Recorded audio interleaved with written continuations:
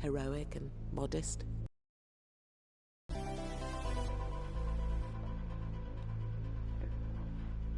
Hiya and gaming, where I share my passion of video games with the whole wide world. In this live stream I am playing Sackboy, a big adventure. The Scourge back in the day, yeah. I struck terror into the heart of anyone who dared mess with Craftworld. Scarlet. Most of them didn't actually have hearts. Scarlet. Be quiet. And I'll be playing the final Knitted Knight trial, Trial 16, which is difficult. And that is the understatement of 2021, let me tell you. So sit back, relax, but as always, and more importantly, enjoy the live stream. The live stream which I will now get up and running on my phone. Who's Poppy? I may have heard that wrong.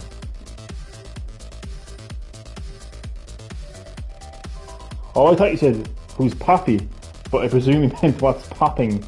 Fortnite Gamer 123, welcome.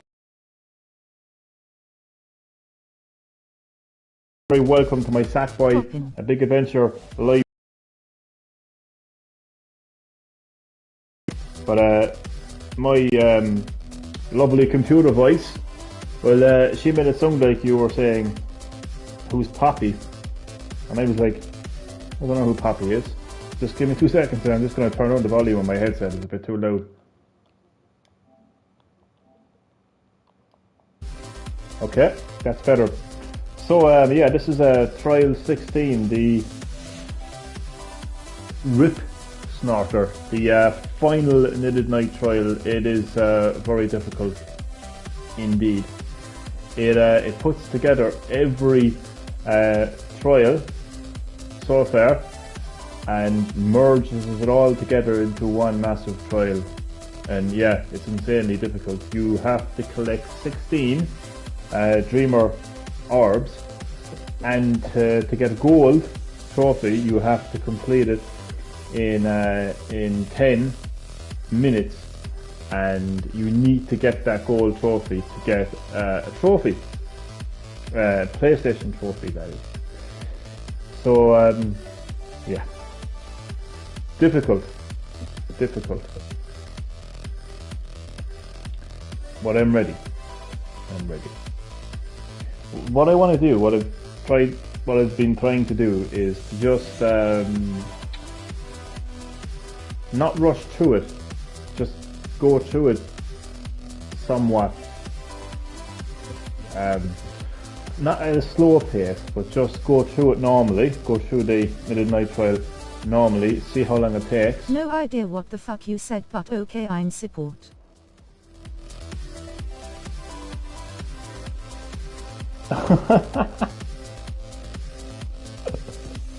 You have no idea what I just said. Yeah, it was, yeah. I do have a habit of either over-explaining things or not explaining things at all. Basically, this level hard.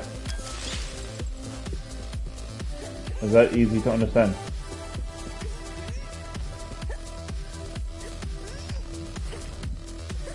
And thank you for the support nonetheless. Thank you for your brutal honesty as well.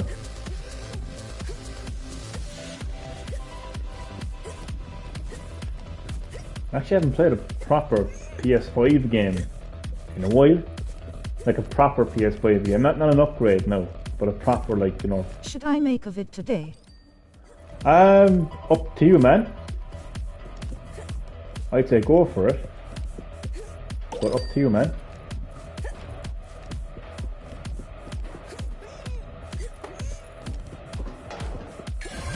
So it's nice to return to full-on PS5 game on Green Hill Gaming. So you saw I collected the first of 18 Dreamer orbs.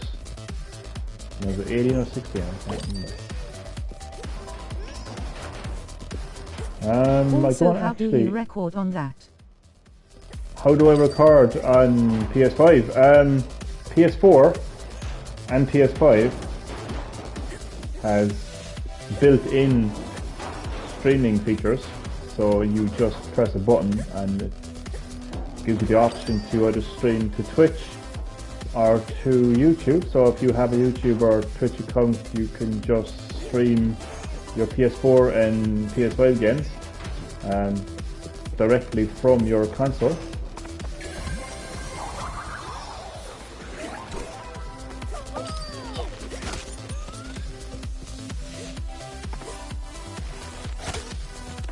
I have attempted this knitted night trial so many times. I even got help. Johnny Bieber, elbow cut. And who the hell is calling me? Sick, but Johnny I'm a fuck Bieber? with a Nintendo. Chad, I'm gonna ban you. How about that? How about I put you into Banville, put you into the realm of ban. The ban realm. I just fucked it up. Chad, nonetheless, welcome back to Green Hill Gaming, man. How are you getting on? Any update on the check? You're very welcome to my Sackboy Big Adventure live stream where I am attempting the final knitted night trial once again. Sick, but I'm a fuck right Nintendo. Jesus, is that even legal? Fortnite 1, 2, 3. No update. Joke. No update. Oh man, it must be really annoying at this stage. No. That hopefully you'll hear something probably soon. I've been sick with a cold. I hope you feel better soon. As long as you don't have COVID, no, you'll be alright. No, I'm only joking, but hope you get better soon, man. And as I was saying, so I have gotten some help on this trial, but even with the help, I still not managed to complete it.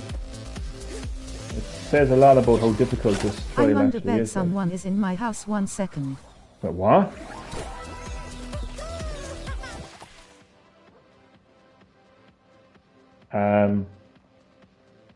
This is one of those moments where I don't know if they're being serious or joking. I can only hope that they're joking. If not, I don't really know how to respond to it. Because I mean, you know when you look down at a comment, it's just a text, it's words, it's letters, and you just don't know if the person is joking or not. Like you can't. You're scaring me now, Fortnite gamer. Here, Fortnite gamer 1, 2, 3 are genuinely worrying me now, man. So you need to tell me now if you're joking.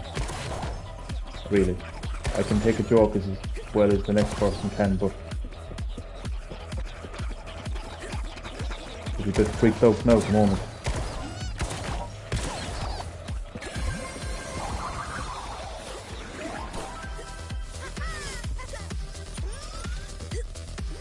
Genuinely don't know if he's being serious.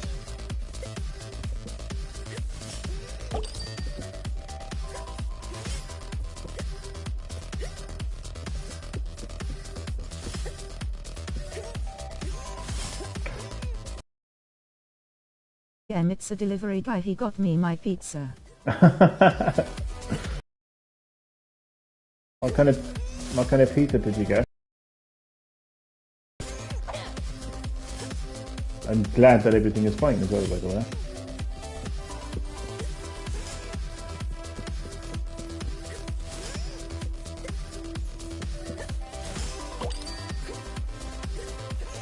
I think I'm gonna. Oh, it's fine. Oh, God, I'm scared. I'm not even 5 minutes into this level and I'm already sweating.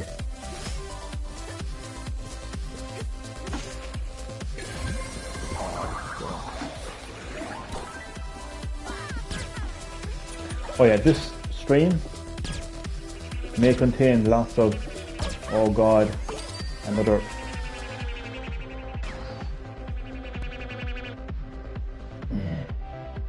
noises like that.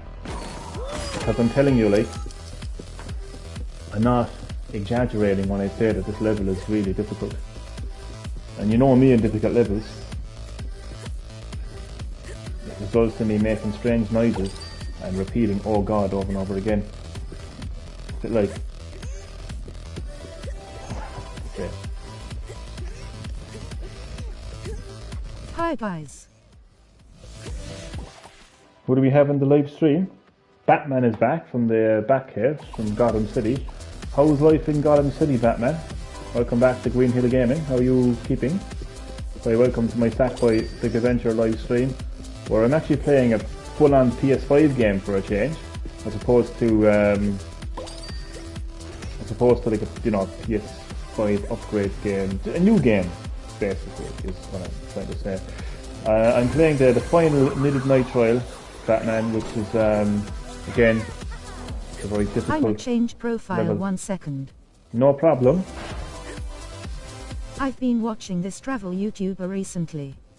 You know there's a small group of old people living in Chernobyl. Sup Batman. I'm watching this travel YouTube recently. You know, I didn't know that. Yeah, I didn't know that. I didn't know that specifically, Chad. But I didn't know that there was still like people live. I knew that there were still people living in Chernobyl. You know, but that sounds interesting. What was I watching? I was watching. What that? I was watching the first half of a horror movie called Storage 24, I think. Storage something, anyway. Apparently it's some sort of kind of English rip-off of the Alien movie. It's the only way I can describe it. It's about an alien, and I don't know, it reminds me of Alien. But apart from the fact that it has an actual alien in the movie, but it just feels Never like the Alien movie. What the hell? Man, you better watch your language. Fortnite gamer, you better watch your language, man. What's up with this guy?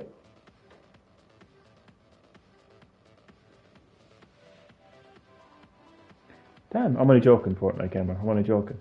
You seem very agitated tonight. It's crazy and sad. The fish in certain areas are still contaminated. Yeah, it is. It's an ongoing, like Chernobyl is an ongoing tragedy. Do you know the way you hear about countries that... Sorry, dude, I'm pissed by someone. What's up? What's up? You can tell me if you want to. You can tell me. You can, if you feel like talking about it, and sharing it. But completely up to you. Just hope you're okay, man. I did sense that you were a bit agitated. I can sense these things. And you know, I'll be fairly agitated myself now in the next 5 to 10 minutes, because once I die... Oh god, wireless controller. That's not a good start to the live stream. Wireless controller, battery gone dead already.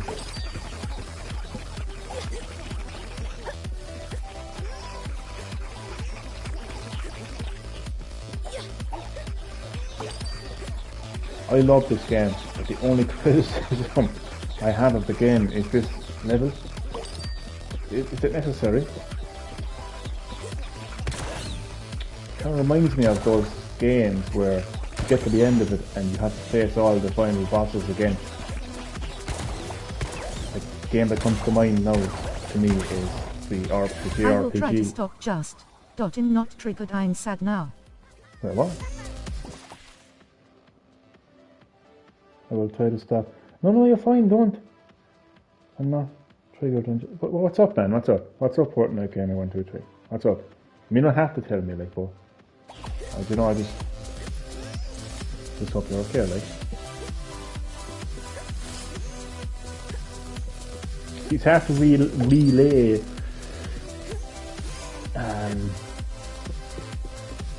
What am I saying? It's not like when you read a text, like a comment, a message. It's hard to understand the emotions. You know what I mean? Like when you were saying earlier that you were hiding under your bed because nobody's in your house, ended up being a delivery person. But that could have been genuine. Like, that could have been genuine. I changed my profile pic. Okay, cool. Did it come up? My dog has a few months left and then he is getting put down, persevering face. Oh man, that's really sad. Jesus, first of all, Fortnite Gamer 123, that's actually very sad, man. That's awful.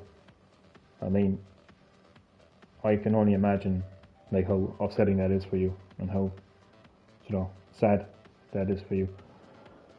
If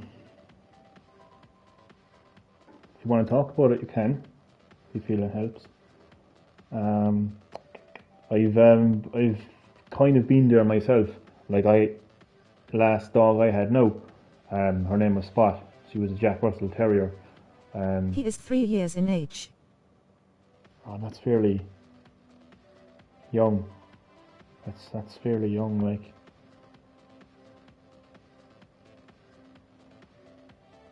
That's upsetting. That's awful. Damn. Kind of caught me off guard, no, to be honest. But what kind of dog is it, if you don't mind me asking? You know, if you want to talk about it, you can. I won't force you to talk about it.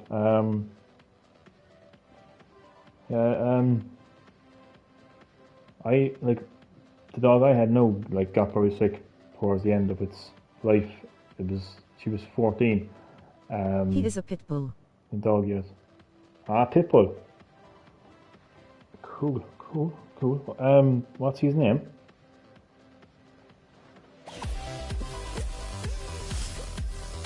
Like, he's really sick, like, well, obviously he is, but he's, you know, like, I'm asking stupid questions now. Bucket. Ah, Bucket. That's a nice name. It's a funny name.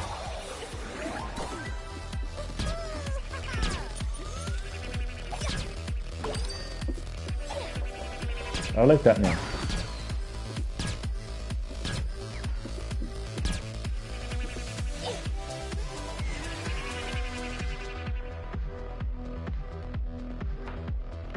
Brain problems and liver problems. Oh, God. And he's fairly young as well to have those really serious issues.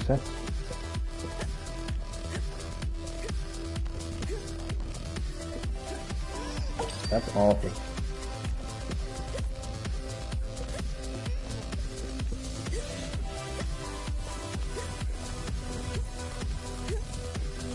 I mean, that must be really, really hard for you.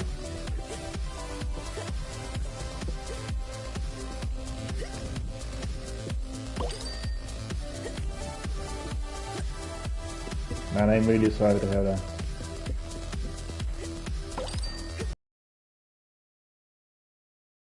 Hope that you're okay. But the doctor said he was at a death rate of 85. Wait, so it's not guaranteed that he will be put down, no? So there's still technically a chance that he may recover from surgery.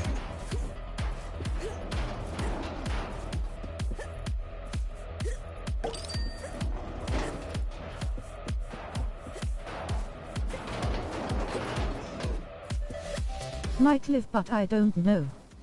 Oh man, hang on to that positivity, man. As hard as you can. That would be my advice to you, no man. If there's still a chance, hang on to it, man.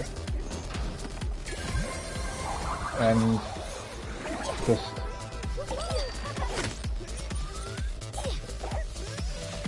take each day as it comes and try your best not to think of the worst outcome. That would be my advice to you, but it's easier. One thing I always say is it's easy to give advice. It's a whole different ball game to take that advice. So it's grand for me to sit here and say that to you, but I completely understand, how hard it is for you to take it on board. Obviously this is a very hard time for you. Very upsetting, and it's awful. Did you see the VATS I made 3 days ago? You got to see him in it. Go away, I don't think so. I seen the video that you made of me, which I'm always be appreciative of that. It's always crazy when somebody makes a video about me. I always appreciate that. I always will. I have not seen the video with your dog in it, but I'm going to have a look at that now later. I think that's the video that I watched, and I think I commented on the one of your other videos as well. But I don't think I got to see your dog. But I will have a look. I will have a look later, and I'd love to see your dog, man. It's 11 minutes. I'm gonna have a look at that now later, man.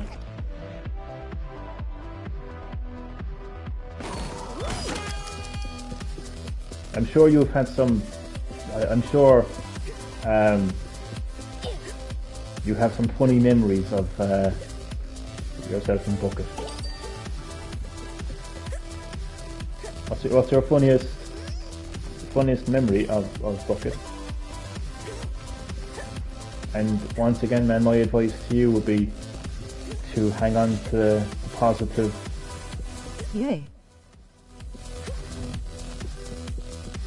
What's your funniest memory? I'd say hang on to positive possibility that you will have many more great memories with Bucket.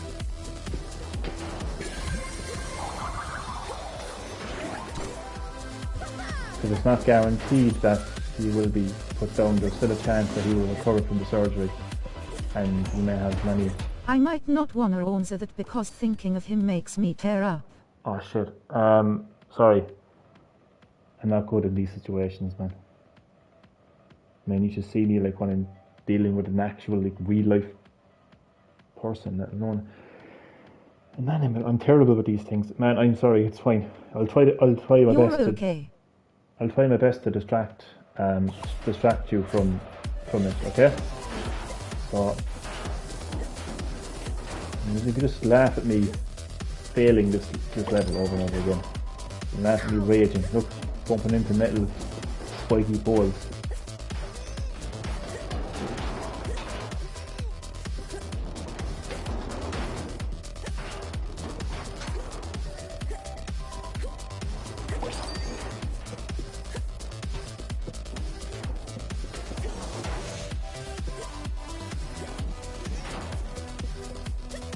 I honestly feel that this level was created by somebody that was... Okay, off topic of Bucket Nook.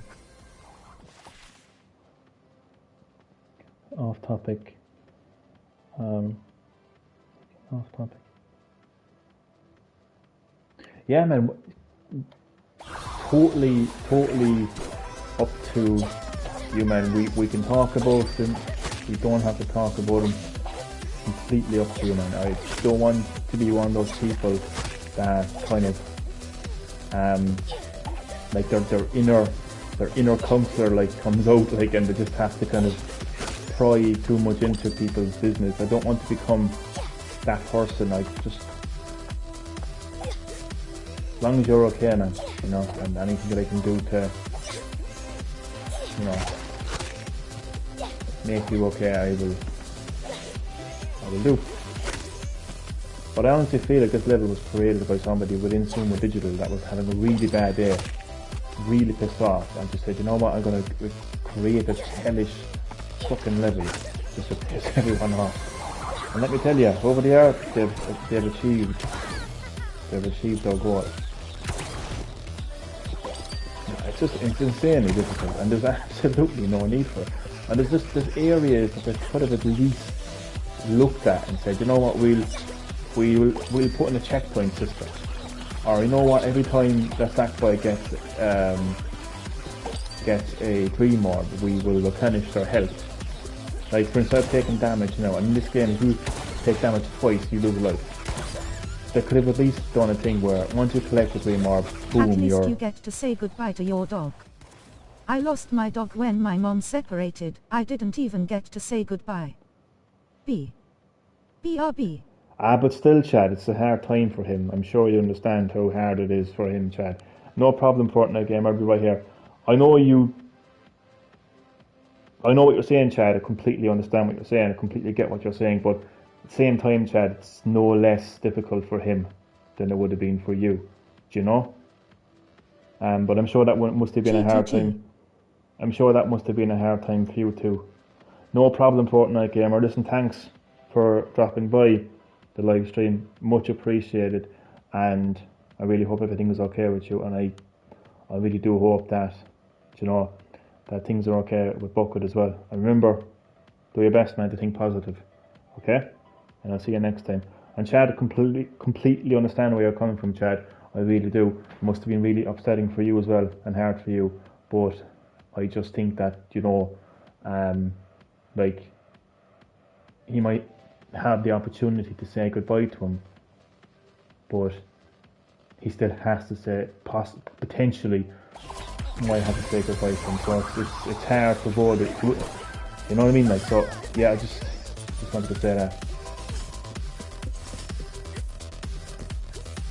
I didn't have an opportunity to say goodbye to my dog either. I mean, the last dog I had now was my Jack Russell Terrier Spot.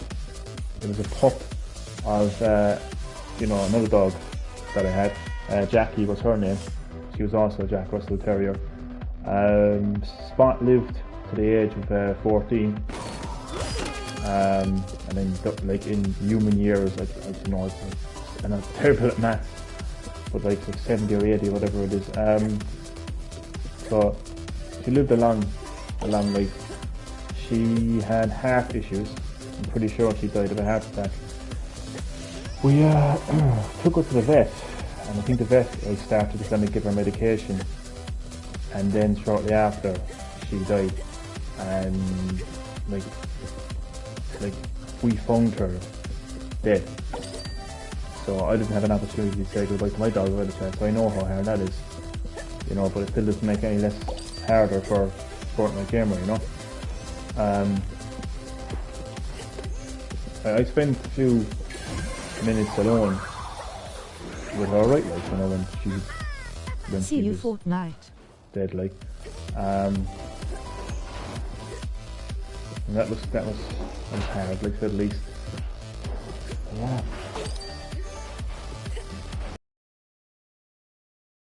It's just a dog. You know what I mean? Or any other animal, like, oh, it's just an animal, like, but it's not as simple as that, you know? It's not as black and white as that. Especially when it's a pet as well, like, you know, when it's like part of the house, like part of the family, like, you know. Sorry to hear that. My dog birthday is upcoming April the 1st ST. It's been over 10 years. 10 years, right now.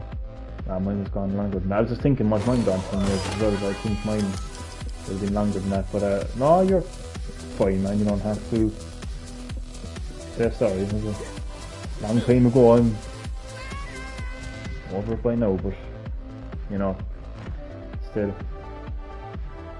And you know what as well, people will say as well, oh, you can just get another one.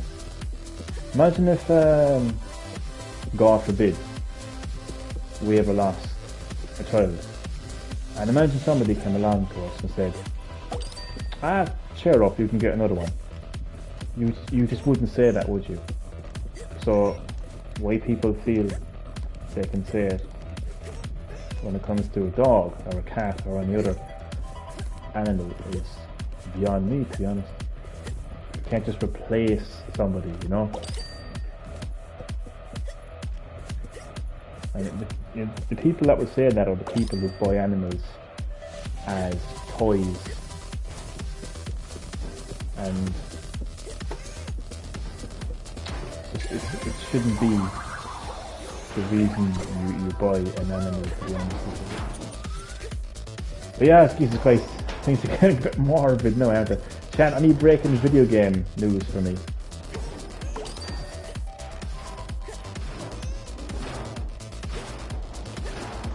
Any word on the second Nintendo Direct?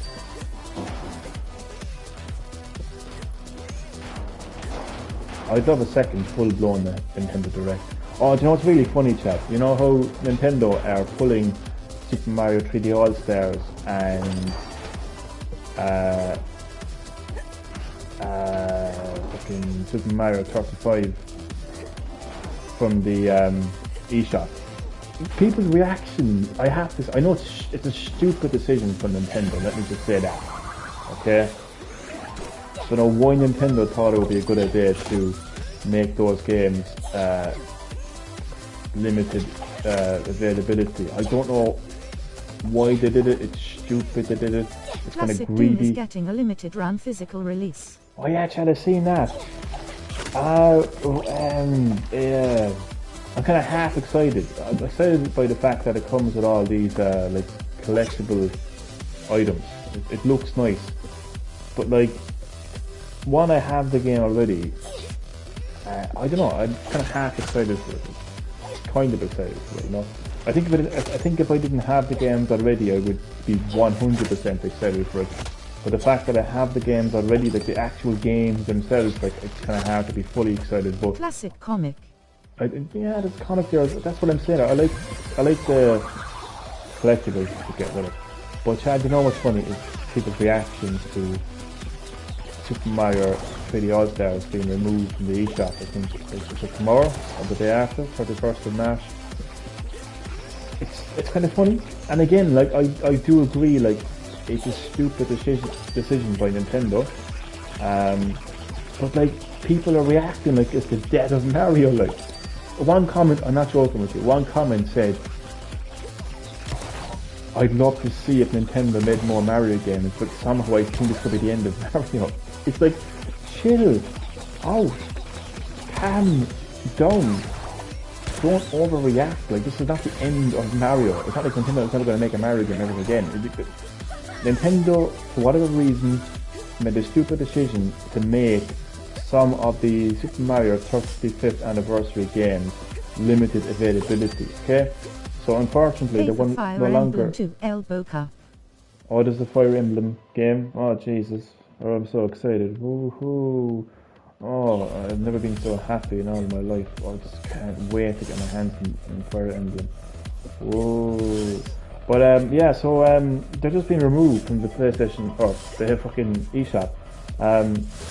It's not like there's never going to be an again. I just think, oh, Chad, there's some really interesting people out there. Let me just be very nice describing those people like that.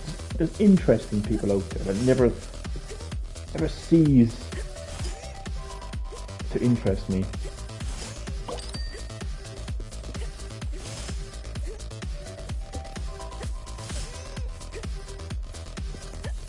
Any other breaking video game news for me, Chad? Nothing about a Nintendo Direct, no?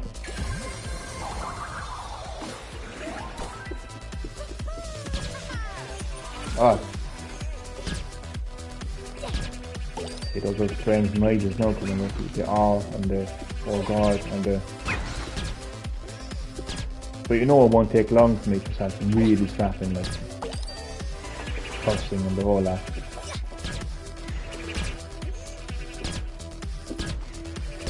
I'm actually trying to think, do I know of any breaking video game news?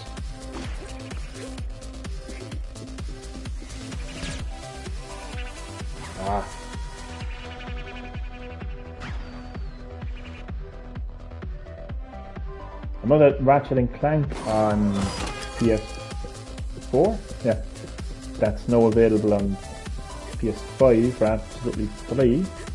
Is it's getting an update, getting a patch. Hit 4 million sales with Rise. What did? 4 million?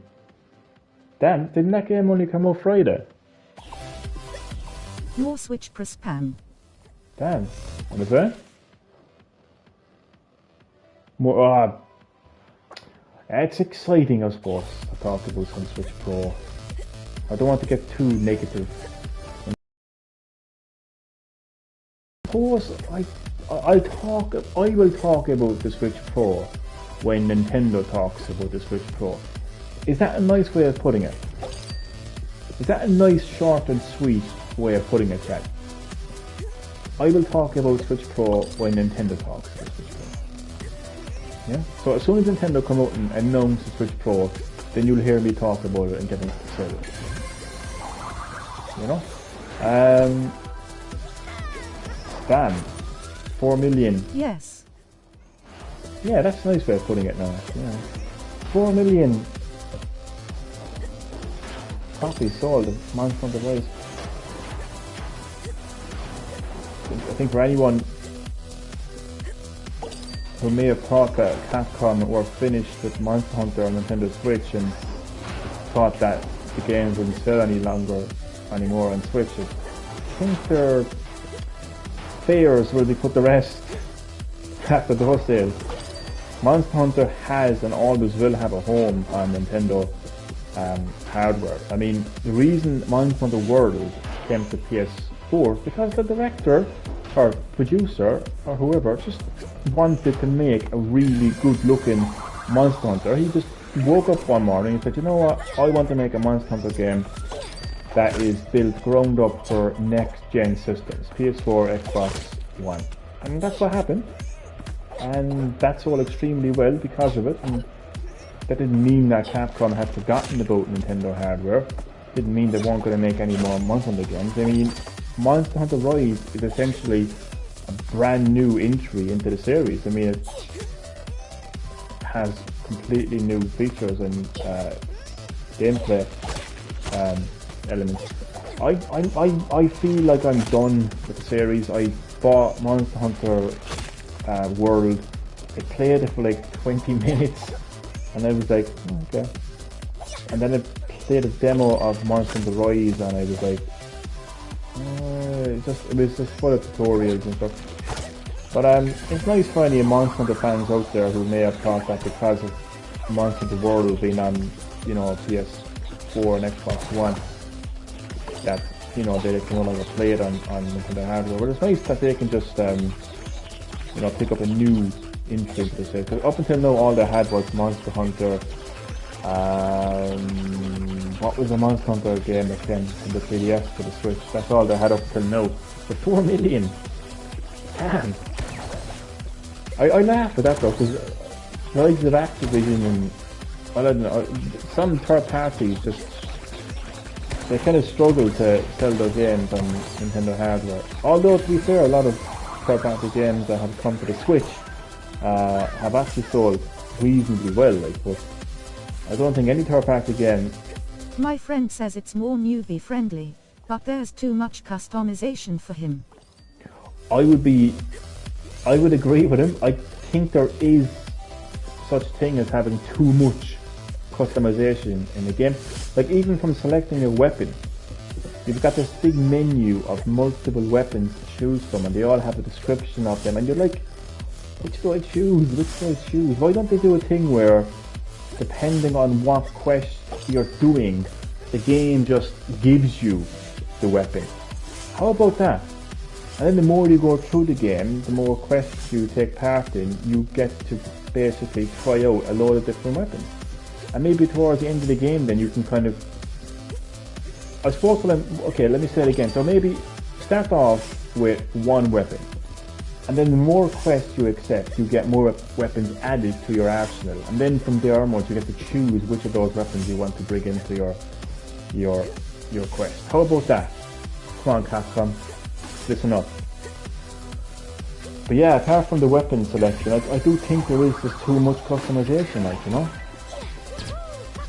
But I'm whatever about it being newbie friendly.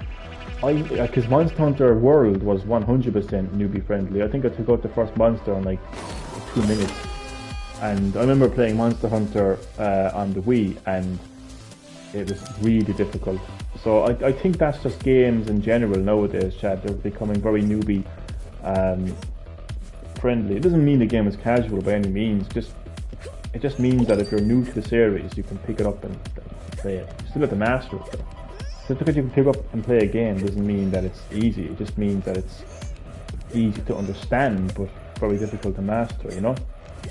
It's like this level. All I have to do is jump, yeah? But it doesn't make it any easy, or does it?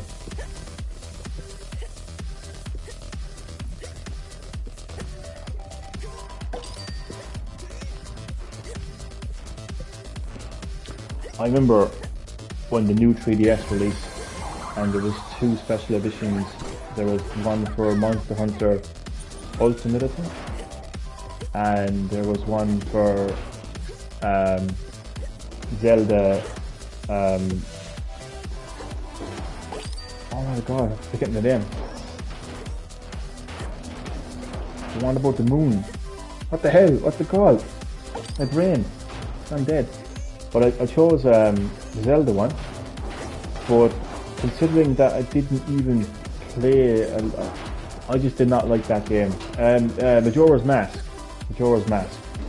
Considering that I didn't really enjoy that game because I don't like games that time you in the way that Majora's Mask does. Anyway, in the way that by the time you know what to do, it's time up. And I hate games like that. So I didn't play very much of it. And I did play a lot of Monster Ultimate, and I actually kind of liked the design of that more than the design I didn't like Majora Mask 2. Yeah, same here, man. I mean, come on, there's a lot of people who share our views. Like, just because a game is widely popular doesn't mean that everyone is going to like it, you know? Yeah. But I remember that now. I was just thinking of the Switch, the Monster Hunter Rise Switch. That looks nice as well. But you know, it's nice though that I'm not buying every game on this. I do have a lot of games on the Switch, but I don't have every game on the Switch. From third parties to first party games to exclusive. Like there's a lot of games. There's a lot of big name games on Switch that I don't even have. And I like the fact that I don't rush into buying them like day one, you know. So what that means is there could come a time down the road where I see those games on sale and say, yeah, maybe I'll give it a go. Who knows, Chad? Maybe someday I'll even get Witcher 3 on the Switch in a different timeline. But it's nice to keep my options open, you know, for months and years down the road. You know what's crazy, Chad? Like the Switch will be on the market 5 years next March, and that's pretty much the final year, traditionally anyway, in the console's life cycle. I'm actually, every now and again, the thought pops into my head, and I was gonna scratch my ear. The thought pops into my head every now and again, and I'm actually thinking about what Nintendo could be doing next. Like for their next, dedicated gaming system, aka console. Like, I'm very specific now, aren't I? I feel like it's going to be a Switch 2. Like, I feel like Nintendo will actually brand this dedicated gaming system, their next generation dedicated gaming system, as the Switch 2. I think it'll be the first time in their history that they'll actually add a number to their next system. Yep, I feel it's going to be called the Nintendo Switch 2. It's simple. Like, Nintendo in the past have had trouble trying to differentiate their next generation console from their previous console, aka the Wii U. So I just think by calling it the Switch 2, it's simple. People get it straight away. I mean, look at movies. You slap a 2 onto it. People are like, okay, this is a sequel to the movie.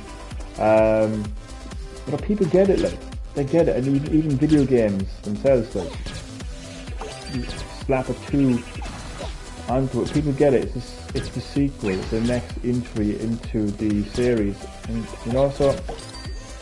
and PlayStation have been doing it forever, and it's simple. Like PlayStation 1, PlayStation 2, 3, 4, 5. It's easy to understand. The reason I think it's going to be the Switch 2 is because after what Nintendo did with the Switch, I, for the life of me, cannot see them going back from such a massive shift in gaming. Like, this is the most massive shift in gaming. Switch annihilation, elbow cut. Switch annihilation. Jesus, Chad, don't be jinxing. Don't be jinxing Nintendo. Jesus Christ, we don't need that now. We don't need that in gaming. So I don't think that Nintendo are going to be going back from the Switch in a hurry. You don't introduce a concept like Switch and go back to me, you know. So that's why I think it's going to be definitely be like Switch something. Like it could be called Super Nintendo Switch. But I personally, I feel it's going to be called the oh god, the Switch. How annoying this level is. Oh my god. I feel it's going to be called Switch 2. But that's where my creative juices kind of more or less comes to a screeching halt, because I can never get into the heads of Nintendo. Well, apart from accurately predicting the concept of what the NX actually ended up being, I actually did very, very accurately predict what the NX ended up becoming. Because I actually said from very early stage that the NX would be a console that goes where you go, your games go where you go. And I even remember looking at a patent of the NX, and it showed a controller with a display screen and slots for SD cards, and the fact that it didn't have an optical disc drive. And I kind of put all those things together and said, okay, well, the fact that the controller's got a screen to it taught me that was the fact that it's going to be a portable console. And the fact that there was slots for an SD card kind of had me thinking, okay, well, that's going to be the cartridges, and that would explain why there was no optical disc drive. And I kind of put all those things together and basically kind of thought of what Nintendo has never done, which is to give you a full-on universal gaming experience where you take your games with you.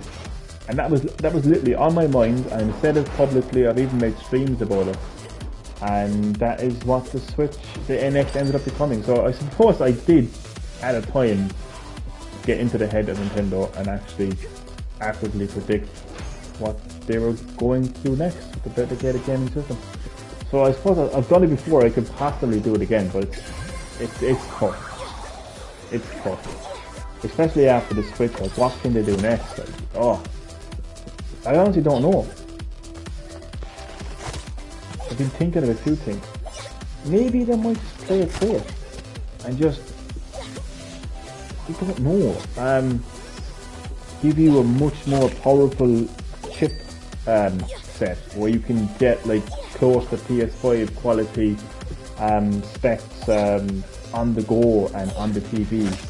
And maybe on the TV, like, you finally have those 4K visuals, and maybe on the go you might just have, they might even do 4K on the go as well with a new screen, who knows, or at the very least maybe 1080p, OLED, I don't know, bigger screen, smaller screen, better Joy-Cons. It's really hard to get into the head of Nintendo, but I would say,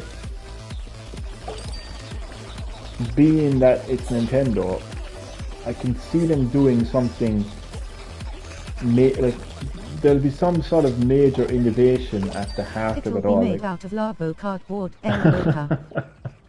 Stop, no chat, stop. I don't want that. I'm going to be putting my console together.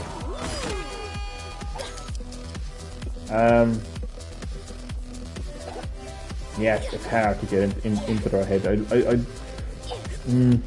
But I do think that there will be some sort of innovation at the center of the Switch 2. Because I am calling it the Switch 2 from now on. I'm going to be calling it the Switch 2. I really believe that Nintendo will call their next generation dedicated gaming system the Switch 2. Because I really feel like they're not going to go back from the Switch. Such a major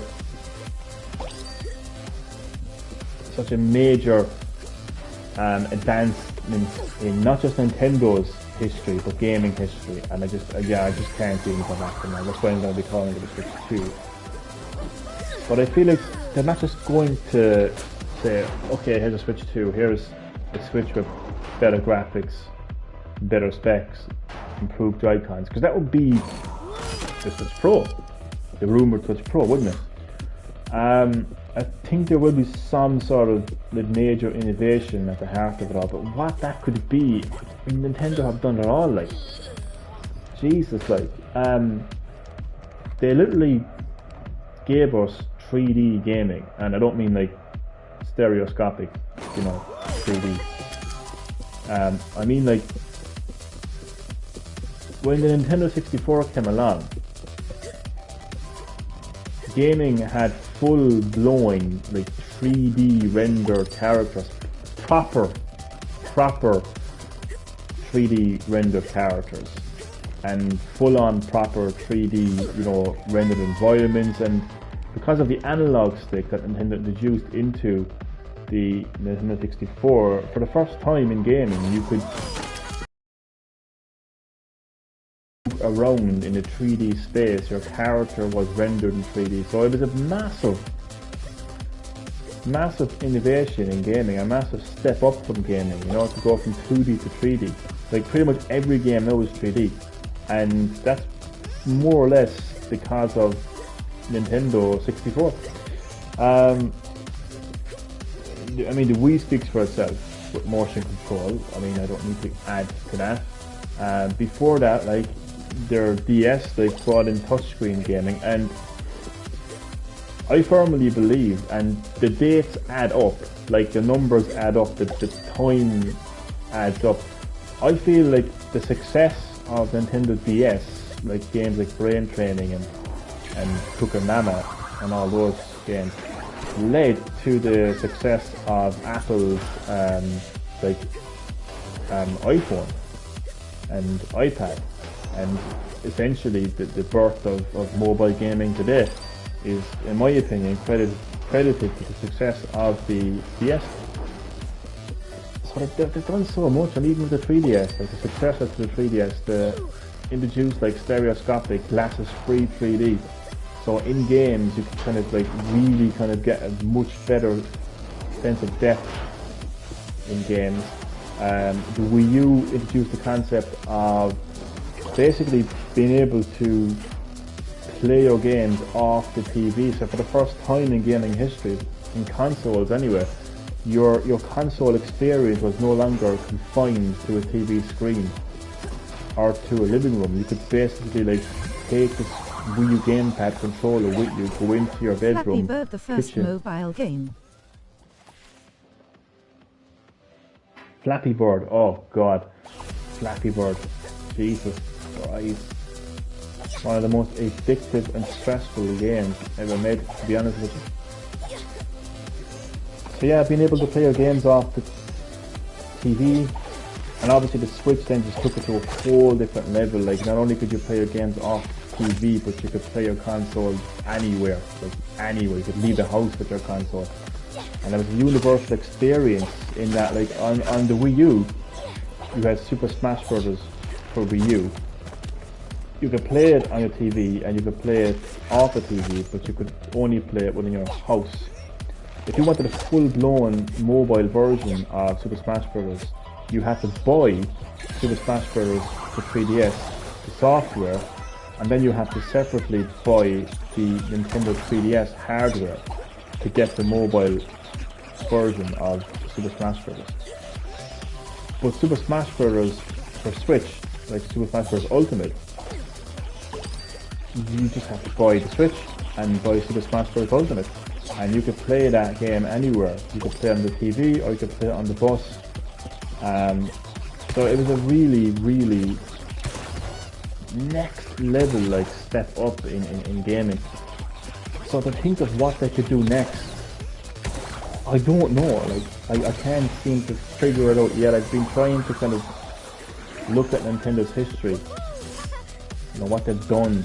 Like the NES was basically Nintendo's first step into the gaming industry. Before Nintendo came along with the Nintendo Entertainment System, or NES, there was the Atari consoles and arcade gaming.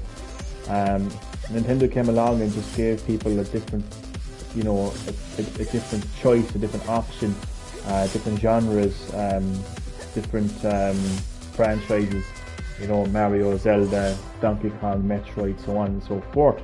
And third parties came along and brought in games as well. So it was the beginning, basically. Like, people had a different choice of gaming preference.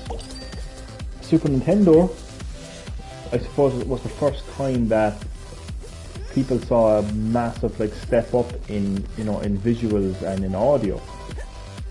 That was the big thing about Super Nintendo, and on top of that, like from a gameplay perspective, Nintendo introduced more buttons, meaning more control, meaning more options for you to basically interact with the game around you.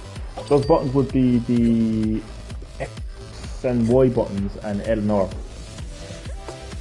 And spoke a little bit about the N64, like the Nintendo 64 took games from 2D and brought them right into the 3D worlds, so 3D game worlds and 3D characters with the analog stick, so you could move in any direction in the world around you.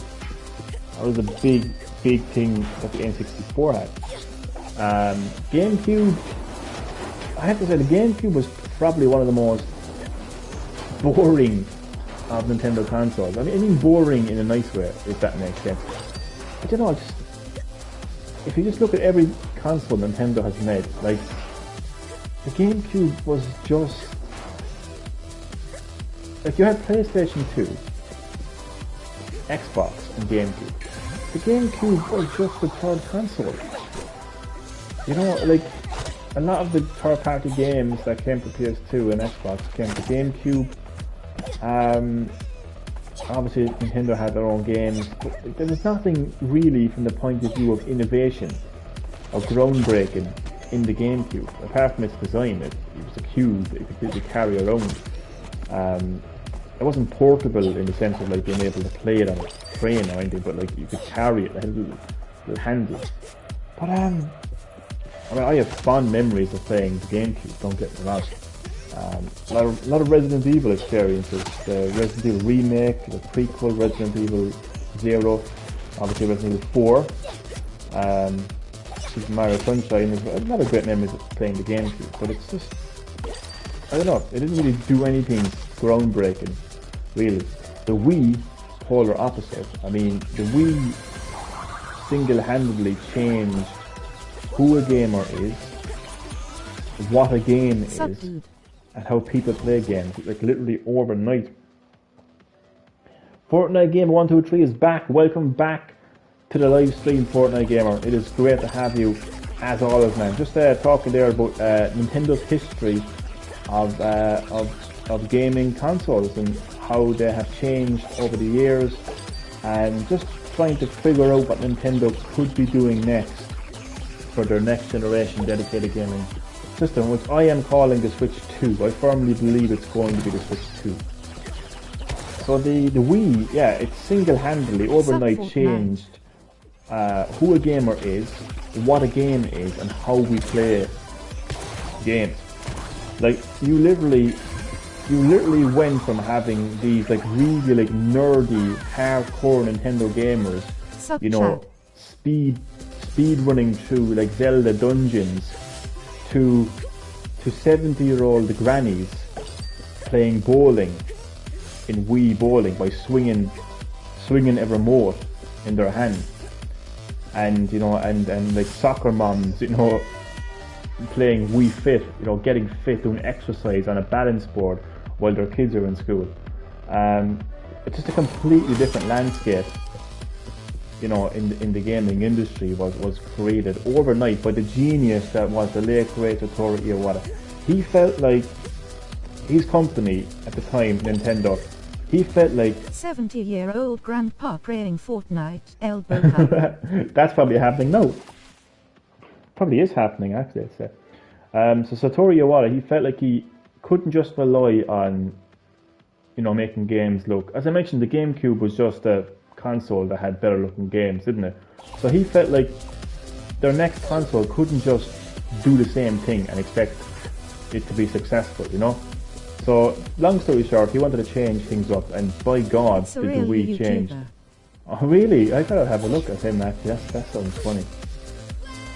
And the big thing of the Wii was obviously the motion control. So, like, no matter who you are, no matter how skilled you are at gaming, you know, all you needed to do was to pick up the Wii remote and swing it to play games.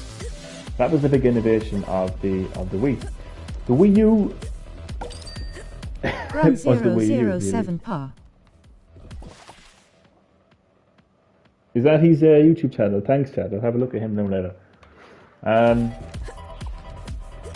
The Wii U was a massive flop because they couldn't communicate to its audience the difference between the Wii and the Wii U. A lot of people, including myself, I'm skilled actually. at Apex on the light. I'm skilled at Apex. Ah, I bet you are, man. I bet you're kicking ass left, right, and center in Apex on the Switch Lite. Switch Lite is a really, really cool and handy system to have. Like, if you're just that kind of gamer that just wants to, like, you know, like lie in bed and play a bit of gaming, Switch Lite is perfect for that, you know. But you kick ass on Apex, man. But yeah, so I remember very vividly when the Wii U got announced. My initial reaction was, what the fuck is this shit? And I was actually going to say the late great Mighty Duck there. Jesus Christ, he ain't dead. Mighty Duck will tell you that. Myself and Mighty Duck were like, what the fuck is this shit? Like, the first game they showed was New Super Mario Bros. Wii. And then they showed Wii Fit. And it was based around this big massive white controller. The people and I was like, who kill are me, myself and I. I was like, what is this thing, like, you know? The people who kill are me, myself, and I. So, they just didn't communicate it very well. I think people only got interested once they showed games at the end of it. They were like, oh, cool, all these games are coming to the Wii U. Again, the concept of the Wii U was to play your games off the TV. And it had never been done before in consoles. It had never been done before. So that was the big thing of the Wii. Obviously, it was a flop because it didn't do a very good job explaining to people what it was. Boom. Just changed the rule book of gaming once again, but in a very practical. But I am trash also. I don't say that. I doubt you're trash. I doubt that very much. In a very practical and hardcore kind of way, because you had games like Skyrim, you know, anytime, anywhere, you know, and over time you'd have games like Mortal Kombat. Some people are like 400. Don't worry about that. So the big thing about the Switch was that it was a portable console, that you just buy the one system, the one game, and for the first time ever you could play it on your TV and on the go, anywhere, anytime, without having to buy, you know, two separate hardware and two separate software. The one hardware, the one software allowed you to play your games anywhere, anytime. You know, so you could play a game like The Witcher 3 or Skyrim or Mortal Kombat on the TV, on a massive HD TV, and then if you wanted to head out, you say if you need to go somewhere, you can continue playing that game, pick up where you left off, on the bus, and it becomes a handheld. And that still is resonating, you know, well over 4 years on the market. That's still a success. I will win Apex for you. Thank you, man. I feel honoured. Get that win, man. Kick some ass. People are still excited for the Switch. But what's great is the current Nintendo president is saying that's not enough. We can't rely on that. We can't rely on people to always, you know, be happy with what we're doing. So he's on his toes, man. The current Nintendo president is on his toes. He knows that. On a small cartridge is impressive. He knows that. I know, yeah. He knows that at any moment that success could flop like a pancake on Pancake Tuesday. Which is good to know. Like, it's good to know that he's kind of not like taking the cocky way out. We've seen that happen in the video game industry a good few times, you know. From Nintendo themselves. Like, I mean, Nintendo went from the success of the Wii to the Wii U. You know, so they're going to make sure that doesn't happen again, you know. So that's the history basically of Nintendo consoles. So it's hard to know where they're going to go next. Like, the SNES was obviously a direct improvement over the NES. The N64 introduced a brand new piece of innovation. The GameCube was an improvement of that innovation, a bit like the SNES. The Wii was something completely different. The Wii U was a kind of a cross between improving the Wii and introducing a new piece of innovation. The Switch was like an improvement of the Wii U, but also kind of taking it to a whole new level. So I don't know. I definitely can't see them moving away from the Switch. It's definitely going to be a Switch 2, but there will be some sort of new innovation at the core. Maybe it'd be like holographic gaming, where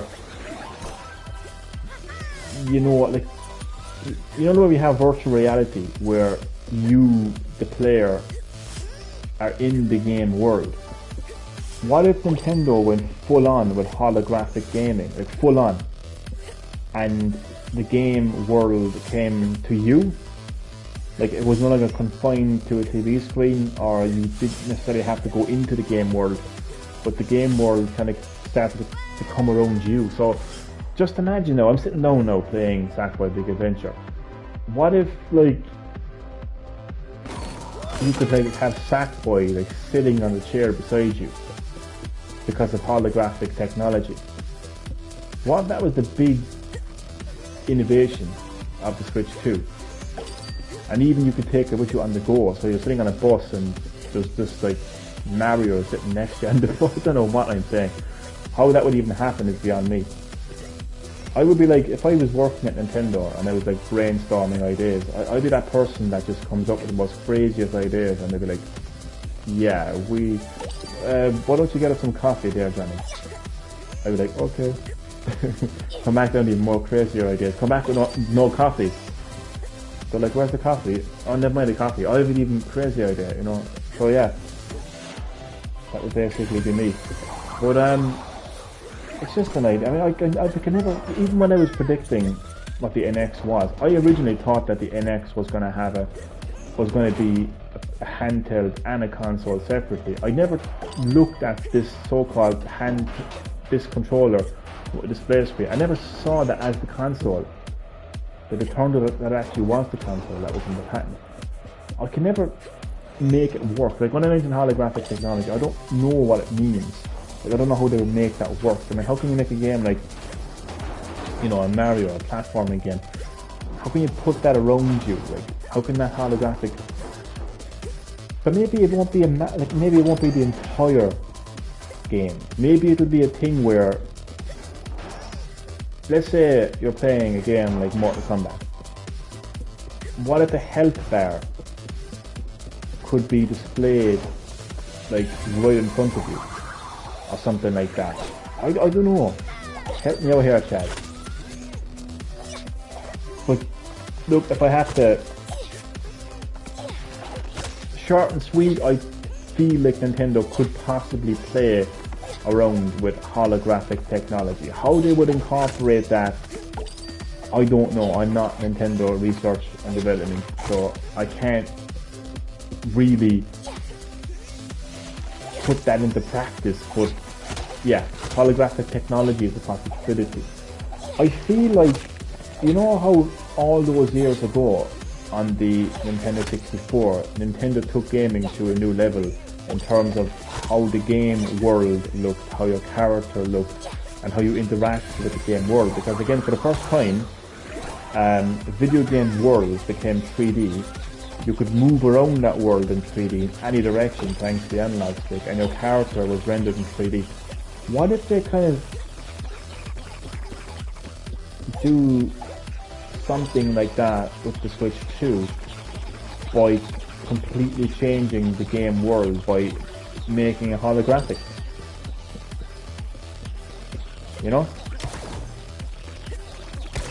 Anyway, I'm going to take a break from Switch 2, talk about it again another time, but that's kind of where I'm at right now, What do you think, Chad, and the rest of my stream? Because I know that if I keep talking about it, the whole stream, the remainder of the stream will just be like, Switch. So yeah, I think I've said enough about Switch 2 in this live stream. Unless you have any thoughts and you want me to talk about it. hard. It's hard to predict. It took me a long time. It took me a long time to predict what the NX was going to be. I had to look at patterns and I had to really, really just do a fucking Fox Mulder type. Anyway, that's that. Still stuck on this level, as you can see.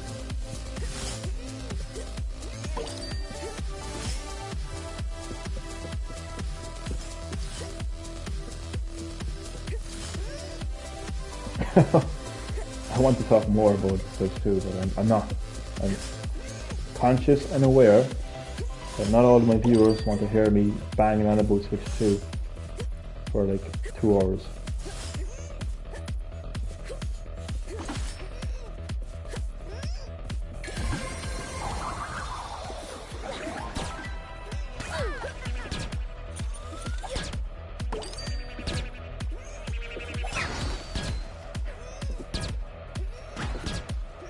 And I love the fact that I've been completely quiet at them talking. I have Switch 2 on the mind now.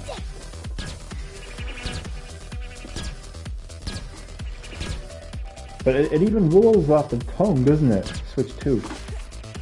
Anything, you can put a 2 onto anything. You really can. You can put a 2 onto anything. Sackboy Big Adventure 2. You know? Anything. Chad, talk about something else there, will you? Because I'm just going to revert back to talking to the Switch 2. If you want somebody to say something completely different to get me to talk about something different, come on now, anything at all. Oh, let me tell you something, brother. Oh, sorry, this is where that came out there.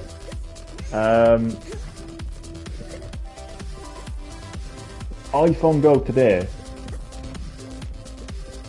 and it's hard for me to talk about this. It's hard for me to admit this. It's embarrassing. For a very long time now, possibly over a year,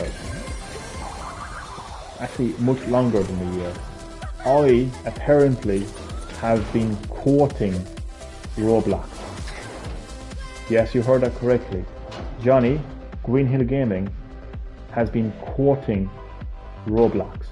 Because apparently, Oof is connected to Roblox. Sank Plate informed me, unfortunately informed me of that earlier today. And needless to say, I'm not happy. Now, all joking aside, I don't hate the game. Yeah, indeed. Chad, did you know that? Did you know that Oof was associated with Roblox? Because I didn't until earlier today. But I don't hate Roblox. I just want to make that perfectly clear. It's just people started to ask me relentlessly to play and stream Roblox. It sounds a bit strange, doesn't it? Yes. Don't tell me that came from Roblox. Sounds sus. Jesus, is there an entire dictionary out there? The Roblox dictionary? Is it a language? Jesus. But no, I don't hate the game at all. I've actually heard very good things about that game.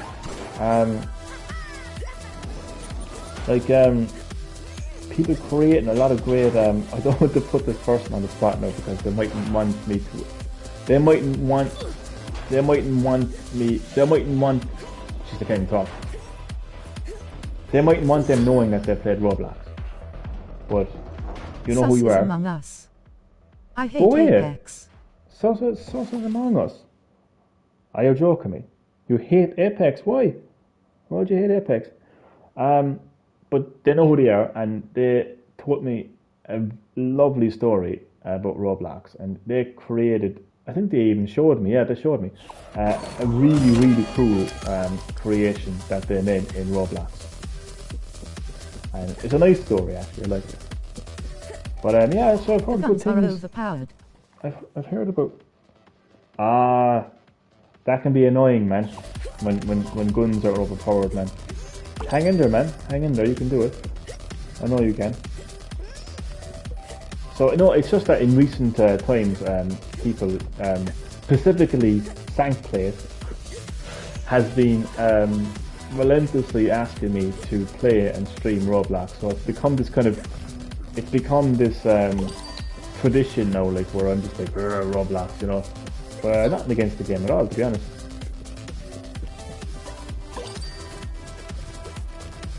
I must actually, as a social experiment, just try to ask people around me to play. Painted my PlayStation black hoping it would run faster. Painted my PlayStation black hoping it would run faster. Oh my god, that's racist. I'm joking. Damien, buddy, welcome back to Green Hill Gaming. How are you keeping, man? How has your day went? And you're very welcome to my Sackboy A Big Adventure live stream, where I'm still stuck on this level, Damien. Can you believe it? The 16th and final Knitted Night trial. It's insane, man. Still haven't completed it. So, yeah, man, you're very welcome to the live stream. Hope you enjoy. What a comment. What an opening comment. Painted my PlayStation black, hoping it would run faster. Oh my god. You should put one of those what are they called? What would you call them? Little sticky things, anyways. A sticky tag, and just name your PlayStation 5 Mo Farah, and it will definitely run faster. Good old Mo Farah, or Mo, is it Mo Farah or Mo Farah? Mo Farah. Play Roblox. I will play Roblox in a different timeline. A timeline where, well, Mo Farah. A timeline where Johnny plays Roblox. Boots and cats and boots and cats. Mo Farah, thank you. And it's funny because I'm actually watching him in I'm a Celebrity, Get Me Out of Here last year. He's actually really funny. I actually enjoyed watching him. So yeah, man, grab a tag, a sticky tag, put it onto your PlayStation, and call it Mo Farah, and it will run so fast you won't even know where it went. I'm a rap, boots and cats. Good rap.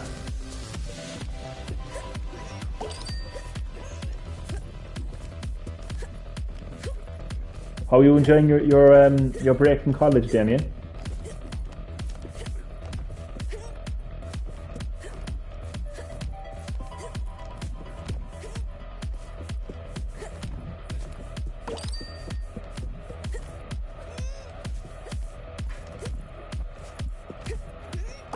Good, needed it. Oh, 100%, man. Really needed. And glad. Sweetie, I'm coming for the booty. Glad you're enjoying your break, man, and 100% needed, man. It's very important for you to get that headspace, to be able to rest your mind, to be able to occupy your mind with other things, and more importantly, just to be able to enjoy yourself. So, yeah, man, that break is definitely needed, and I'm glad you're enjoying it, man. What was that? Swiggity swooty, I'm coming for the booty.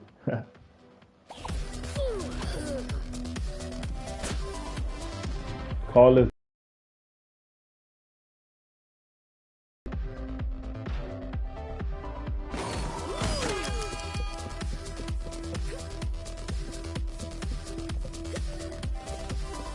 Did you play any new games now, like God of War now or anything? Well, like not new games, like, you know.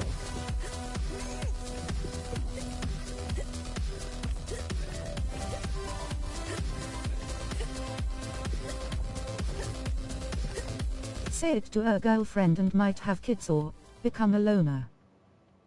I only played a bit of GAR. Cool. How are you getting on in it? It's meant to look absolutely amazing, like on like PS5 with the latest update. Like I have to actually play it myself, to be honest with you. Do a couple of side missions.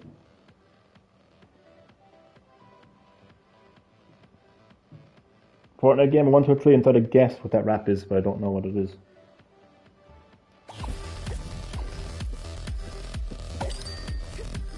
I want to see Kratos. I I want to see Kratos' big baldy shiny head in We full. need new games. In full. 2021 will be a slow enough year. One way to look at it is, it's a good opportunity to get stuck into games that we already have. 2022 be stacked though.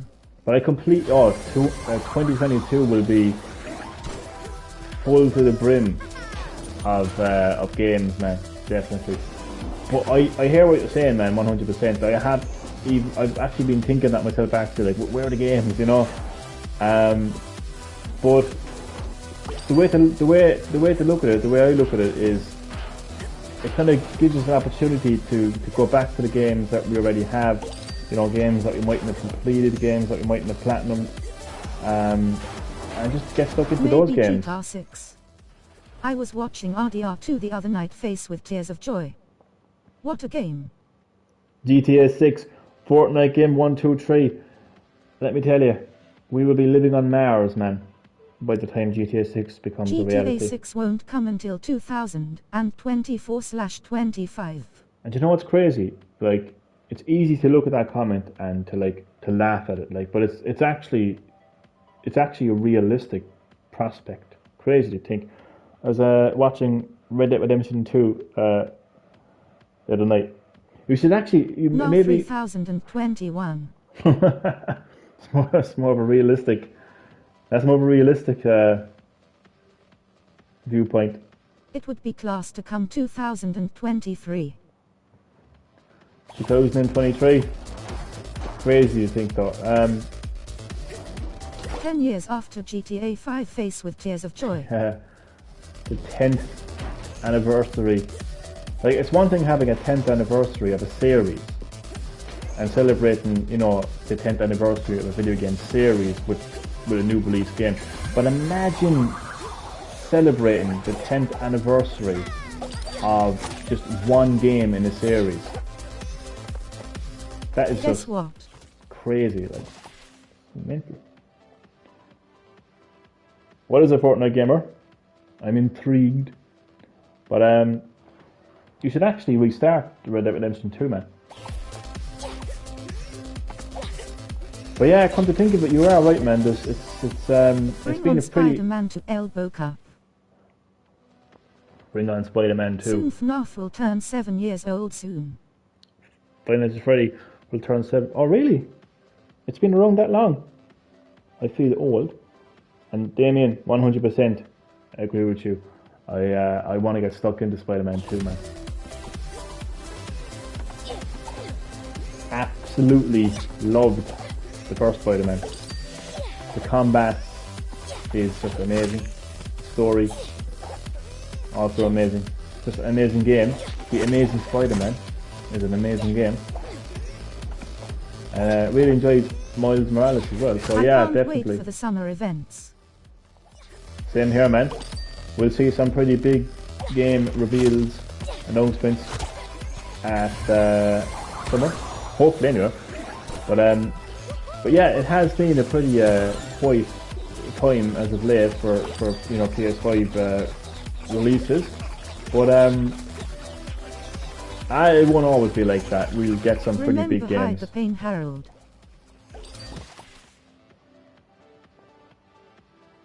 Remember Hide the Pain Harold? I don't know that one actually.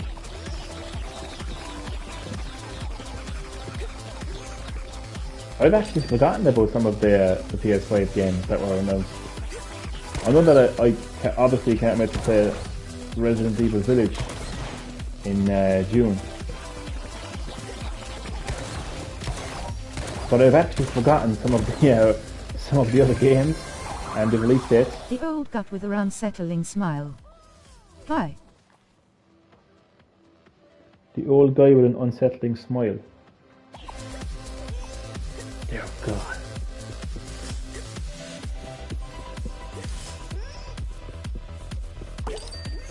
I don't recall that one, no.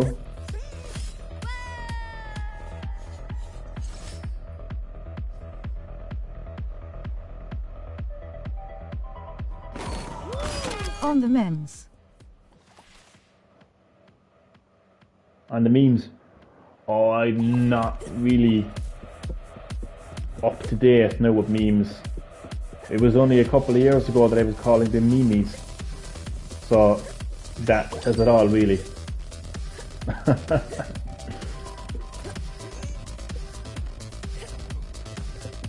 What PS5 game are you most looking forward to playing, Damien? Like this year, next year, year after? Just in general. For me, obviously, definitely, it's Resident Evil Village.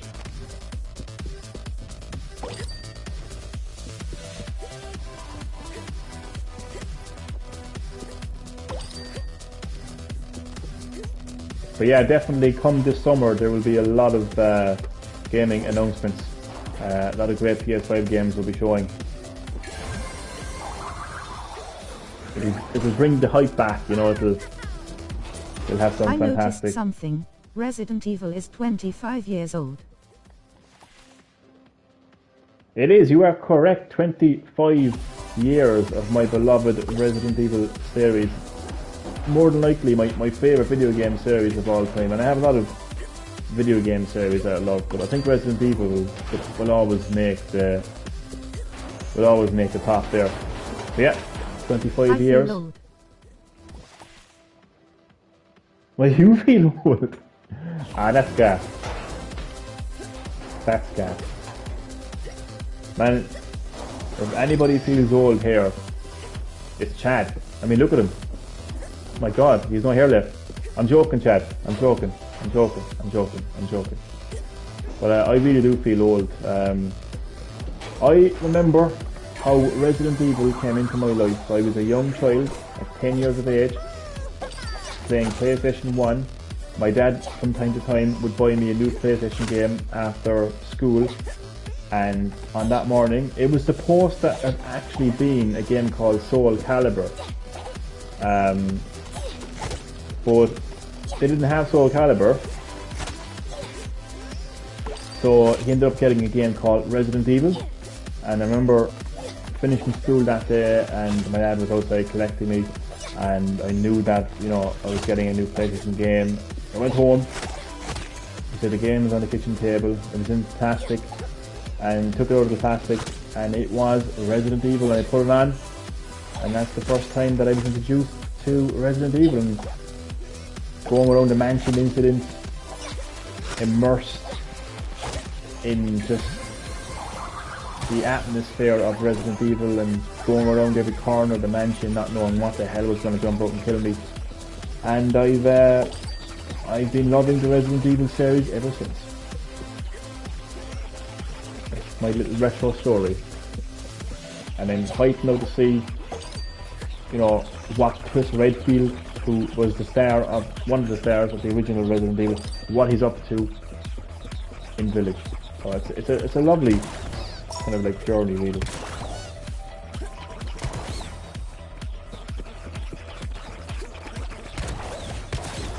So Damon, you looking forward to Among Us on PS5 or? I'm only joking. What's the one game you're looking forward to playing, man? On PS5, that is.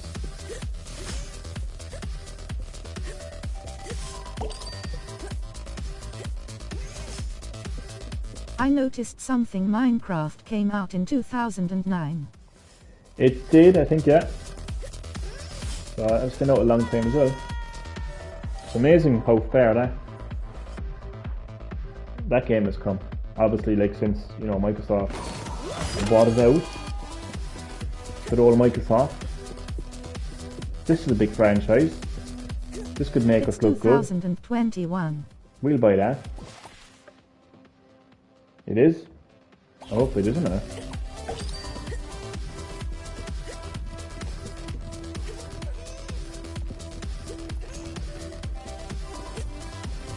You know, it's amazing that it'll come to a stage where some of the biggest games on Xbox won't actually be made by Xbox.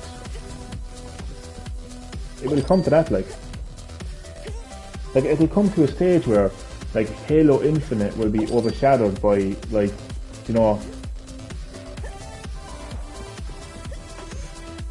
like, let's say, no, if Bethesda, like, were releasing the next Elder Scrolls game, like at the end of the year, and the way Microsoft now own Bethesda, therefore owning the Elder Scrolls,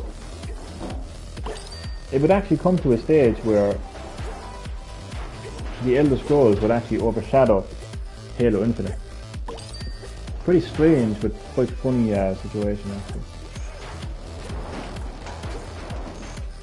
Oh, I'm actually getting exhausted. Playing this level over and over again. Tiring stuff.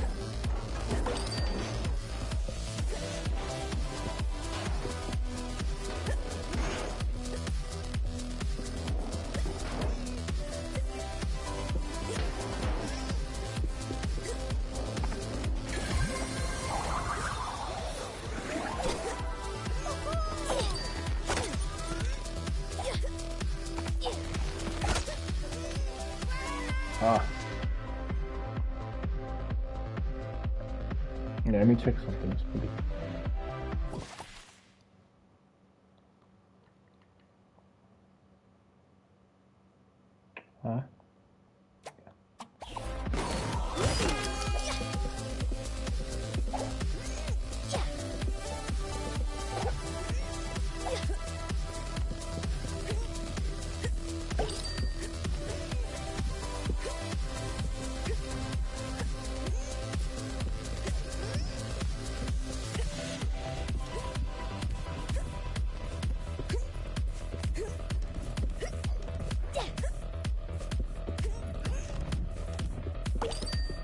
There needs to be a patch released for this game that removes this level from existence.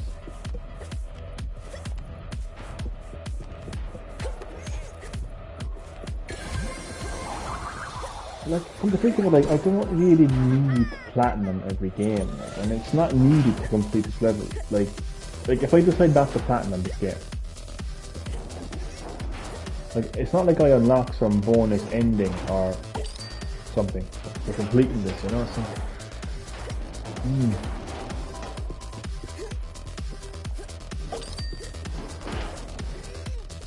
and plus, a lot of the trophies are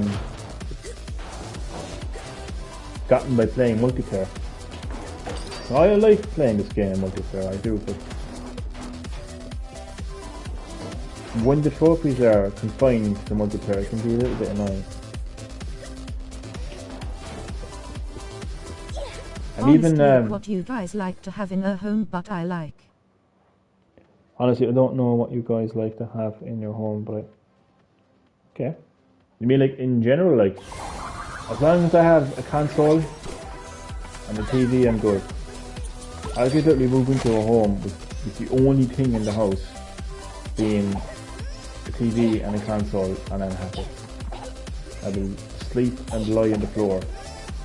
I will shit in the garden, I don't care. Dawn Ultra Double Power Grease Cleaner. Dawn Ultra Double Power Grease Cleaner. What is that? Well, I know it cleans grease. That much I did pick up. What is it though?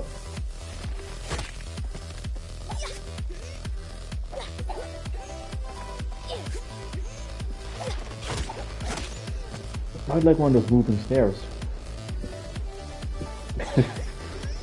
I'm not getting really lazy and fat. I'm not getting a serious lockdown in bed here. I'm always so conscious about it now. When will more MK11 come? Oh, it's funny because Sank was telling me that he was more or less bored of me playing Mortal Kombat 11, and now you want to see more. No, I know you want to see more of it. It's funny. Mortal Kombat. I might do a stream tomorrow, but it will probably be earlier. I'm not too sure, but I might do a live stream tomorrow at some stage with Mortal Kombat 11. I will finish off part 2 of the story, and I might even do some online as well.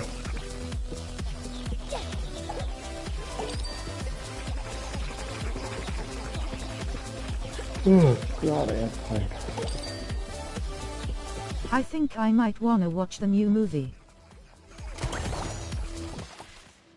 nice. It would be nice. It would be nice.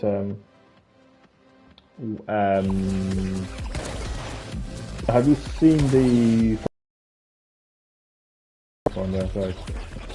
Or not first, but yeah, half first. Anyway, Jesus Christ. Burping aside, have you seen the original Mortal Kombat movie? Also, do you stream daily? It's not set in stone.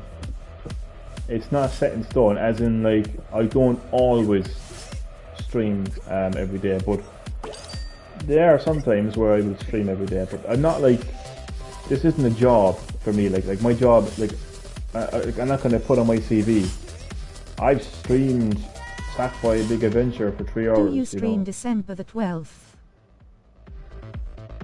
Okay. Okay, that is the most precise question that is the most interesting and precise question I've, let alone on YouTube, in my life. Why that exact, I'm scared. Why that exact day? Because that's my day. Alright, I was like, what is so Doom special Eternal. about Doom 12? Doom Eternal is on the way, man. I swear to God, man. I promise you, on my life, Sham. On my life, Sham. I swear to you now, Sham. On my life. As soon as the PS5 upgrade of Doom Eternal gets released, I am all over Doom Eternal like a flying shit. I am telling you, man, I am not forgetting that game. I'm going to give it my all. I'm going to choose an easy enough difficulty because I don't want to prove myself to myself, and I don't want to prove myself to anyone. I just want to play Doom Eternal, and I want to enjoy it, and I want to complete it, and I feel the only way to do that is to play it on an easy enough difficulty. So I'm all over Doom Eternal, man. What will be the next big game on Green Isle Gaming? The next big game would probably, at this stage, based off the release schedule, or like release games that I would be interested in, is would probably be Resident Evil Village, but that would be like a new release game. Resident Evil. Yeah, definitely, man. More than likely be Resident Evil Village. But then there's games that I have on the PlayStation Collection, which I might jump into, like Days Gone. Maybe Security Breach. Oh, definitely. I'm actually getting that game. When's that game coming out again? I am getting that game. I've never played a game in 5 Nights at Freddy before, but I just feel like this, as I was saying in the last live stream, I feel, yeah, Days Gone. No, I would actually really like Days Gone. So that may be a game that I may download onto my PS5 and stream that and get stuck into it. But yeah. One hint about it. Whoa, tell me. The Last of Us 2 Remastered, Elbow Cup. The Last of Us 2 Remastered will happen You will in a shit different a lot. dimension, Chad. In different dimension, different timeline, different universe, all together. You will shit a lot. It does look like a scary enough game, alright, to be honest with you. Although I think right now, Little Nightmares 2 holds the candle for being one of the scariest games I've played in recent times. So it'll be interesting to see, can Security Breach, steal that candle. But what I like about Security Breach is it feels like more of a traditional action game, in the sense that you're controlling your character.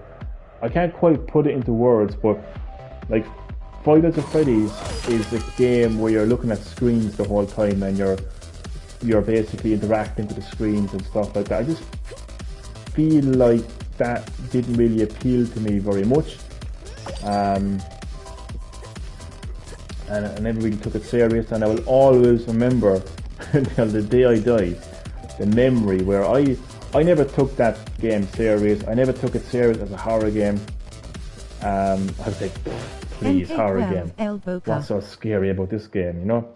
Mortal Kombat 12, oh man, I'm actually hyped for Mortal Kombat 12. It's obviously going to be a long way off, but I want to see Mortal Kombat 12. I really want to see what they do after. Fallout 4 is free as well, Elbow Cup.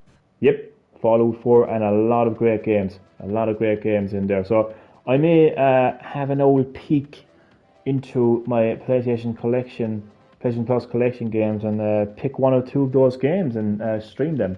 Who knows what game could appear on Green Hill Gaming. But yeah, I always remember that memory of Batman Arkham Knight is free, El Boca. Wait, is that part of the oh, that I know, I'm confused now. Was that part? I would have added it to the library anyway. But was that part of the PlayStation Plus collection, or was it just a PS Plus game? But I do think I have it added to my library. Like. It's Plus collection. I have all of those games added to my library.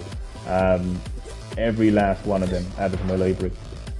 So that is one of the games that could appear on Green Hill Gaming. Who knows? But long story short, I shat myself. And Fortnite is free, El Boca. Well, it can fucking stay free. But I shat myself with a jump scare on Five Nights at Freddy, which Damien knows all about. Oh my! I mean, I literally. Well, I didn't literally shit myself, like, but I got a fright basically. So what happens when you underestimate a game? But no, the game never really appealed to me. But the good thing about Security Breach is it feels like a more traditional game, and I can see myself playing Security Breach a lot more than I can see myself playing, you know, the traditional. Wanna hear something? I would love to hear something.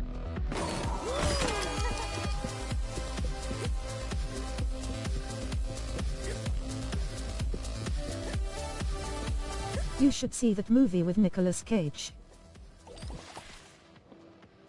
I was talking about that movie actually, not too long ago.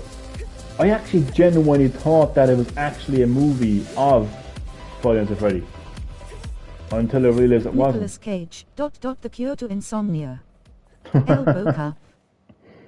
Cure to insomnia. When you're feeling tired and you can't get to sleep, well then, your answer is Nicolas Cage. I got a song. A boy was 9, he took his life from a knife. Ah, that's a bit deep now.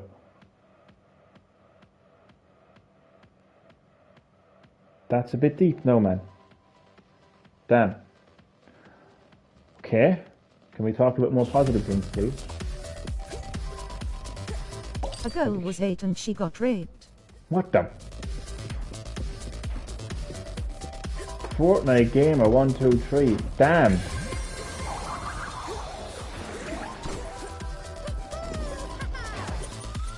Damn. If there's ever an appropriate time to say damn, now is that time.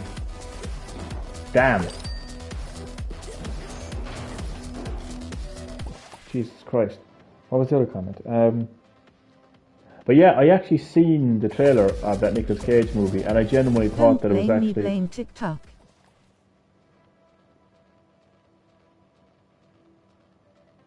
Oh, I know well, man. Welcome to the new world.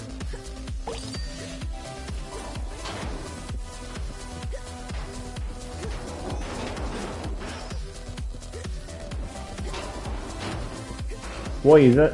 What's the ref? I don't. You know what? I don't even want to know. TikTok is literally the cancer of this world. Oh, you mean Willy's Wonderland?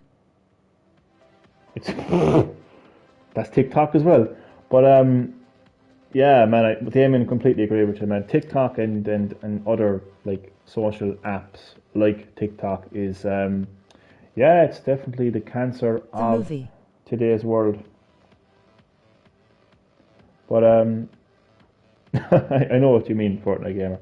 It's just that you could call TikTok that as well if you know what I mean. But yeah, kind of stuff that I just, you know what, I just genuinely I don't even want to talk about it. I can't even go there, like. But I agree with you 100%. I mean, so social apps like TikTok are just the cancer, man, of the world. And look, you're going to have people talking about the benefits of them, but they kind of overshadow like it's like, I don't know, I don't even want to talk about it, but we all know what happens on apps like TikTok, and we all know it. Like somebody wants to talk about, oh, but in a nutshell, haha, 14-year-old girl would go BRR. Ah, stop. I know, man. I know, I agree with that. Just, I don't even want to talk about it, man, to be honest with you. I mean, I can't even say hi to a 14-year-old man, let alone fucking watch a video of that. So, yeah, man. I mean, without somebody saying to me like, cancel culture won't hit them. Because they're left-wing media lovers because of the narrative elbow cup. I agree with you. All I'm going to say, man, is I agree with you 100%. Like, me personally, I'm not going to go too much into it because it'll only wreck my head. But I can 100% agree with you nonetheless, Damien. I'm just not going to add anything to it, you know? But I agree with you. I 101% agree with you.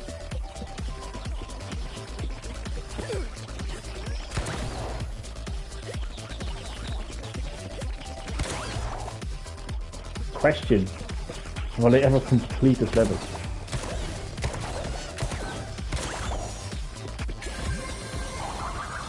Spoiler alert. No. I'm a make of it BRB. Coolaboola, you love making your vids. Watch Easy Swish Sniper elbow cup. Easy Swish Sniper. Is it a YouTuber? I might have a look at it tomorrow sometime. I just, from time to time, I just have to take a break from all of these. The world is just so damn crazy, and it just gets even more crazier each day. And sometimes, man, I just, my mind can't handle it, man. Genuinely, I mean, deadly serious. I just can't cope.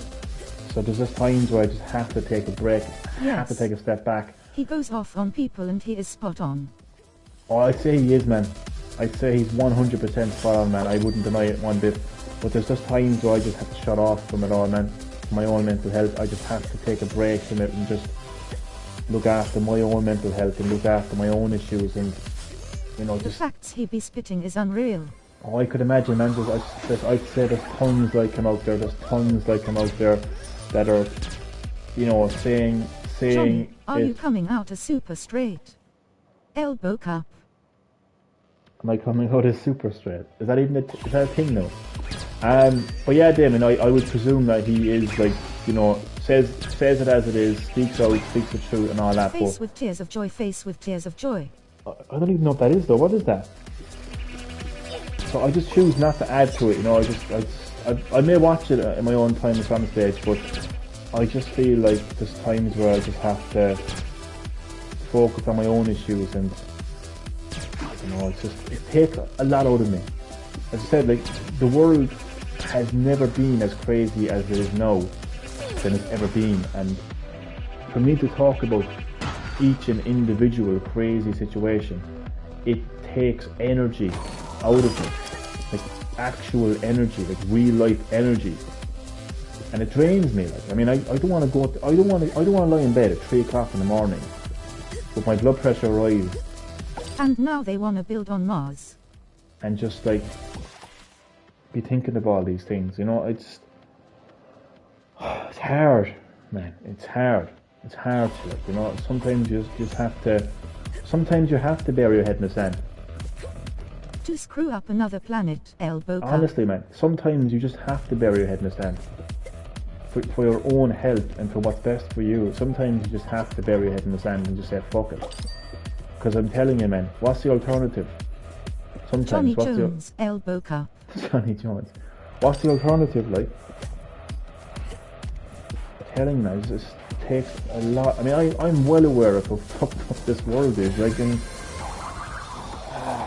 there's so many examples of it, and if I had to acknowledge every last one of those issues and discuss them, I would just be dead. You know, so I just prefer to play a fun game like Sackboy Big Adventure. That's why I mean, I think one of the things I think the reason I'm a gamer, the reason I've been so interested in games is because the world around me, I never liked the world around me in more ways than one. And from a very young age, I've never liked the world around Johnny me. Shapiro, El Boca. Who? Johnny Shapiro. So yeah, to me, gaming has always been an escape from Face with tears of joy, face with tears of joy. the stress of the real world, and I can be who I want, and I can do what I want. And I still feel that way with gaming, and I think no more than ever, I just feel like I need gaming now than I've ever needed the gaming before. So yeah, let the world be crazy. I don't give two shits, you know. Like, I can't change the world, you know. I mean, I can talk and I can talk and I can talk, but people are just not going to listen anyway. Like, they're just, what can I do to change the world? You know what I mean? What can I do to change the world? You know, I can't do fuck all to change the world. You know, so let the world be crazy, and I'll just laugh at them. You know, that's my motto. Let the world be crazy, and I'll just laugh at those clowns. But I'm not going to get stressed out over them anymore. You know, I'm not going to feel bad about anything, because I mean, all I see is hypocrites anyway. Like, so, yeah.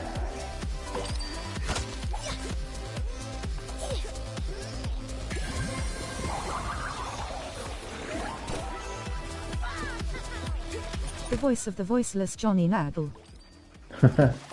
Former voice of the voiceless. I'm done. I'm honestly, well, not obviously, like, you never know when a Johnny Talks might pop up. I'm not done as far as like speaking my mind. I mean, I'll always speak my mind. I will always speak my mind. Don't get me wrong. It's just, from time to time, I just need to take a step back and look after my mental health, because I'm not going to spend my energy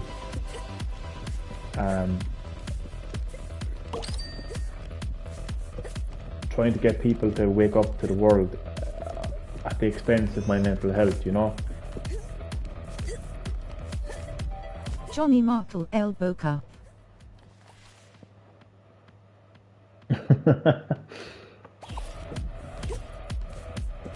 Johnny Hitler.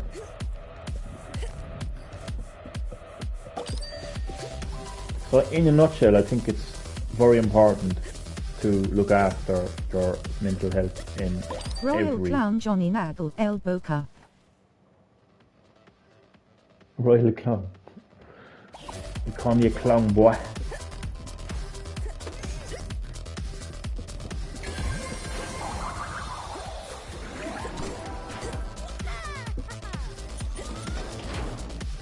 But yeah, Johnny Talks is not finished, not going anywhere. It's just, it'll always be there. I will always speak my mind. But again, where I have to take a step back, take a breather, look after myself, and just distance myself from the craziness of this world. When will the next Johnny Talks be? That's a question that I can't really answer. It all depends on what's happening in the world at that time and how I'm feeling about it at that particular time. It's so spontaneous. Johnny Talks is so spontaneous. You just never know when, you know, you're going to get that notification on YouTube of Johnny Talks about whatever. You know, it's spontaneous. You know, it's very, very rarely is it planned. It all depends. But again, man, there are some times I just have to take a break from it all. Like, Johnny, are you a believer? I am 100%. It's true. I'm a believer. You heard it here first. All the way, man. Justin Bieber all the way. I had a poster of him and all. I still do.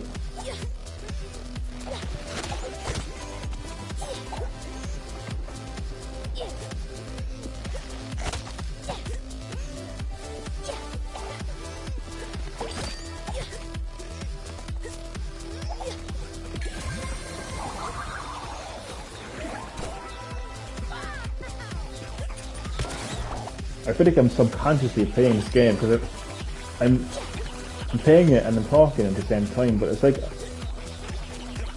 yeah, it's like I'm subconsciously, it's like I don't even see myself playing the game. I'm just pressing the buttons at the right time. It's kind of weird actually.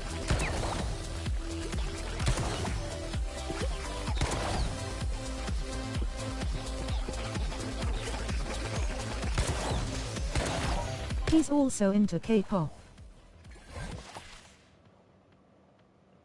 I am massively into it. Is that the Japanese pop?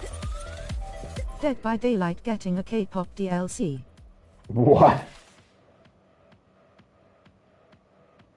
Really though?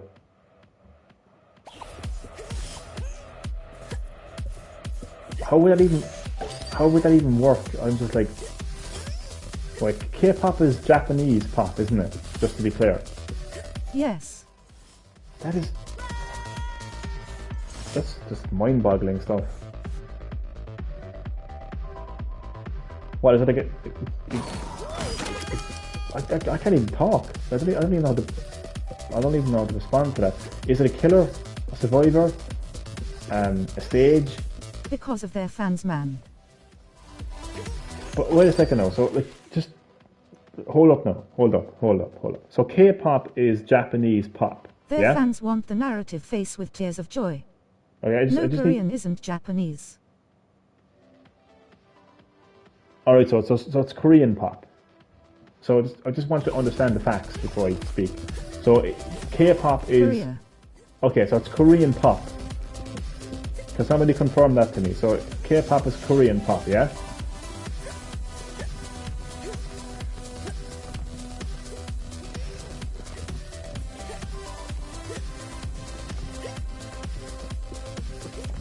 Korean pop, yeah?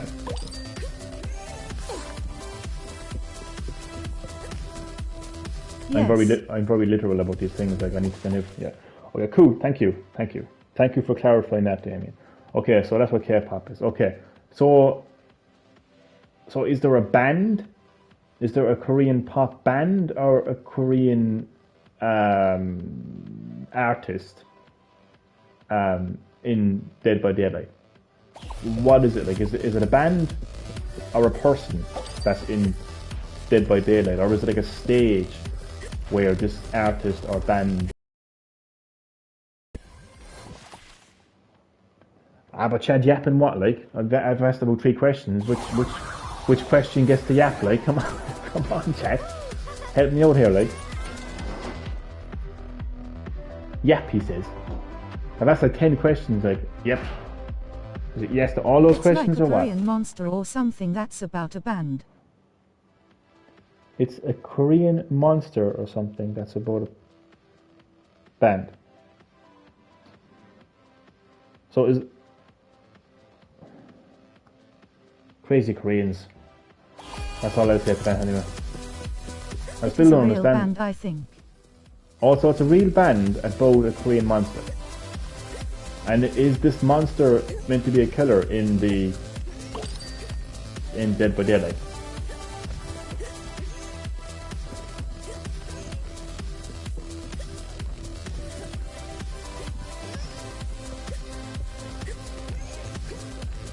I'm trying to understand that all. So from what I get there now is, so it's a real band. One of them are part of the band. Oh yeah, so... Monster. K-pop star killer elbow cup. Oh my fucking god. So one of the band members is playing the part of some sort of Korean monster, like some sort of urban myth, some sort of culture, Korean culture about a monster. Would that be correct in saying, in me saying that? K-pop star killer. Killer, yes. Okay, cool. Cool. So it's based. So he's basing. So he's basically part of a Korean pop band, and he is basically playing the part of some sort of monster in Korean culture, and that monster from Korean culture is in Day by Daylight. Would that be correct? I'm trying to understand my facts like before I go full on with an opinion. Like. He is an actual K-pop star in RL. K-pop survivor also.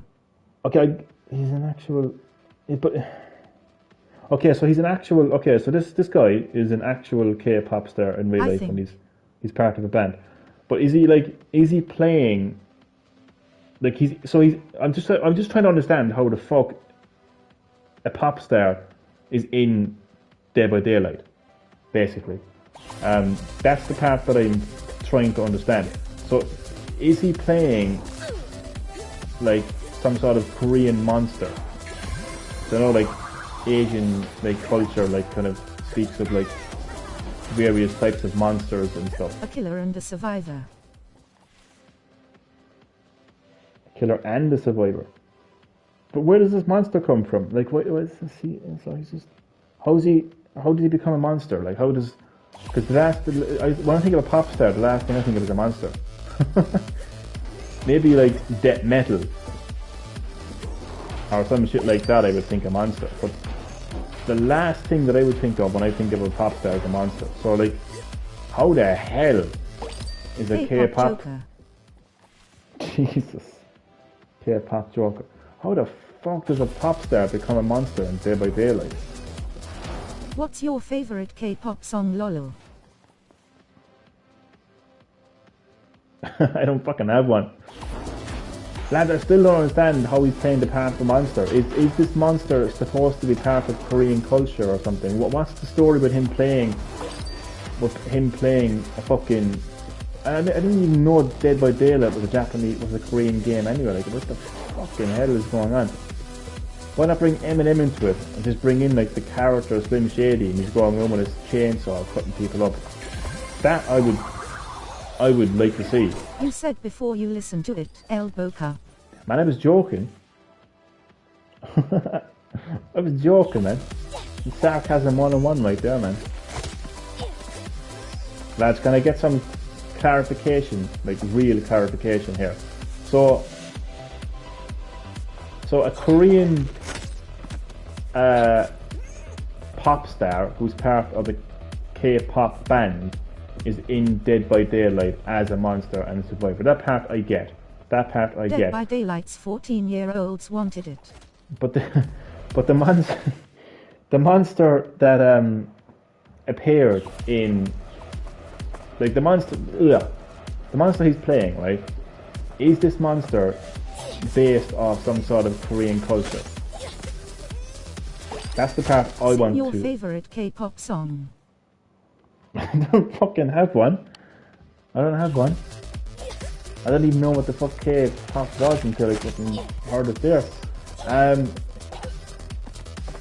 So this monster, come on now lads. Concentrate. But who's Korean? The monster or the pop singer? I'm going to focus on the monster that he plays. How the fuck can a pop star be a monster? That's the part I don't understand. So I do understand the bio says K-pop singer by day and serial killer by night. He is a Korean person, sorry, since they're probably like that. The bio says K-pop singer by day and serial killer by night. Oh man, that's fucking crazy, man. That's... Man, I don't know. I can't understand it. It's a Korean person. It's a Korean person. Okay, but I know that. Okay, okay, these are the facts that I know, yeah?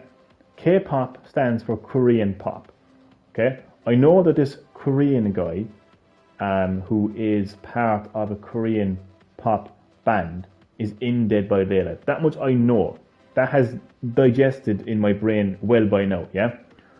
What I want to know is how he ends up as a monster. As a monster in Dead by Daylight, a fucking horror game. How does he end up in a horror game? Is this monster that he is playing, is this monster supposed to be some sort of like Korean monster of Korean culture? Or is it literally just a Korean guy saying, yeah, I'm a monster? Because if that is the case, man, that is just a joke. That is a fucking joke, if that's the case. You know? Jesus Christ. Like, bringing in Pyramid Head makes sense. Bringing in genuine, like, killers from horror movies makes sense. Because of the 14 years old fans wanted the devs to bring in a K-pop star, full stop. Oh, Jesus Christ. So he's not a monster. So he's not actually like, it's not like Finn Balor who plays, it's not Fergal Devitt who plays the part of, the demon, you know, who's like, based off like Irish mythology of a monster, of a demon. So it's not like that. It's literally just a Korean guy saying, "Hi, I'm in Dead by Daylight, and I'm gonna play a monster."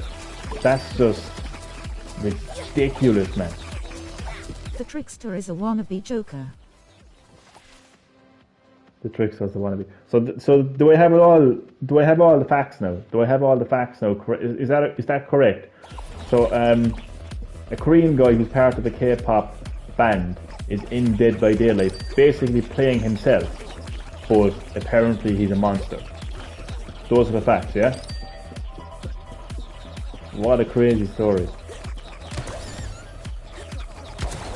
Like, oh my, that is hilarious. I mean, pop music.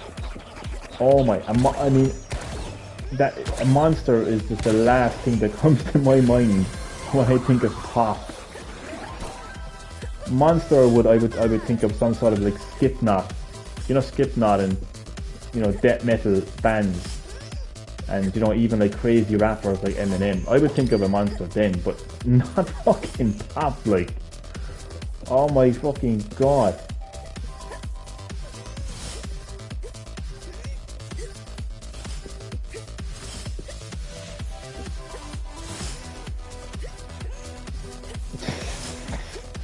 Oh, I just can't. It just doesn't make sense. Every killer in Dead by Daylight, and I've been told of some of the killers in that game, so I know a little bit about that game because I have been told a little bit about it. It all makes sense up until the point of bringing a fucking pop singer into the game. I mean, who's next? Justin Bieber? It's actually hilarious.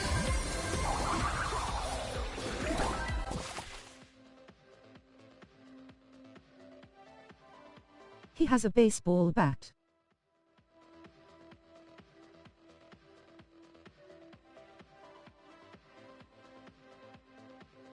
BRB.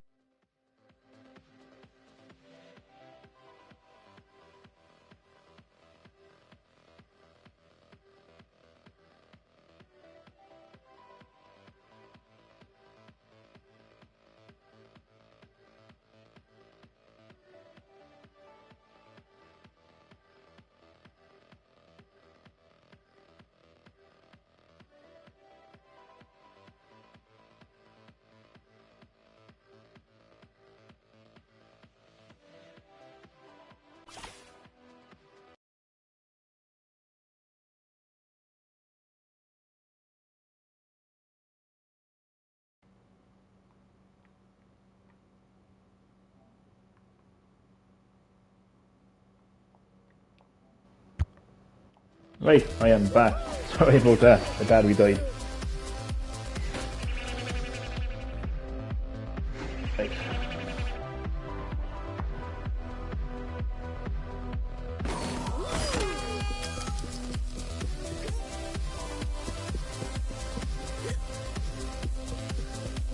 Imagine one thing. Imagine.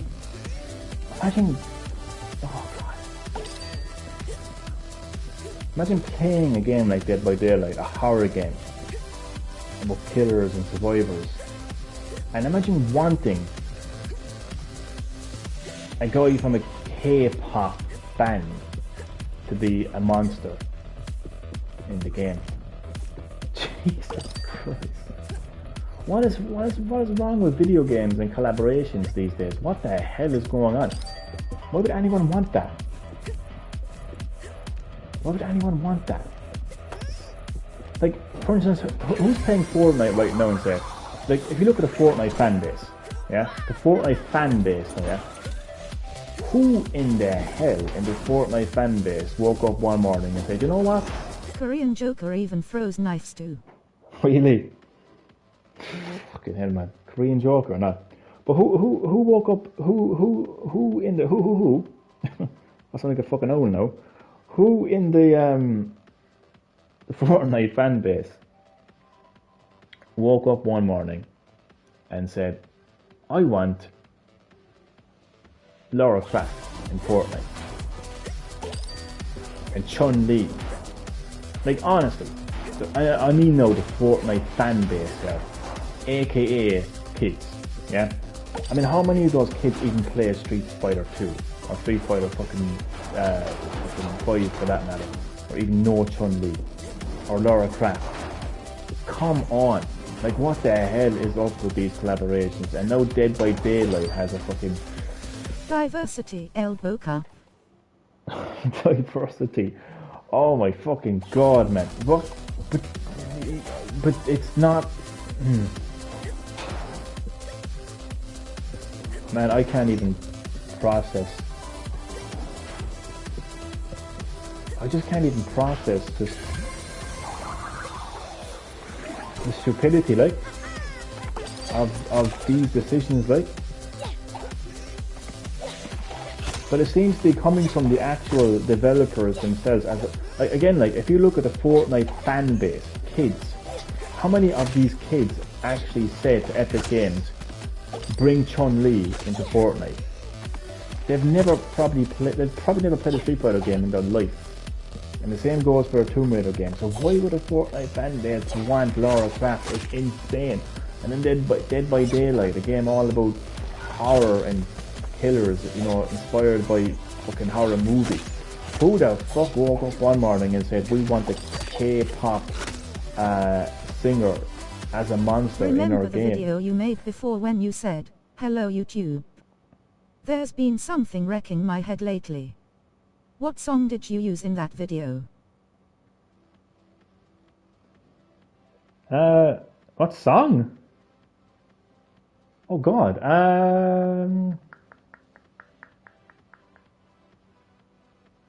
don't tell me it was K-pop. Whatever you do.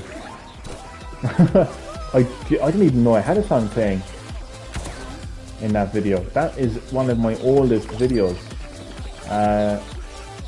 Honestly, man, I don't even know what song was playing in the background there. Just don't tell me it was K-pop anyway. Please.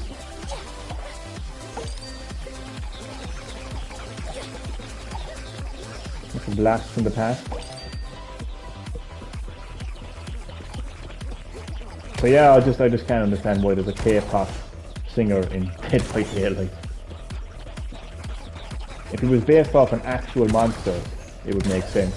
Again, a bit like Further Devitt's character in World Wrestling Entertainment. He's Demon character. It's based off an actual Irish demon. Like Finn Balor is actually. Should have brought in Kim Elboka.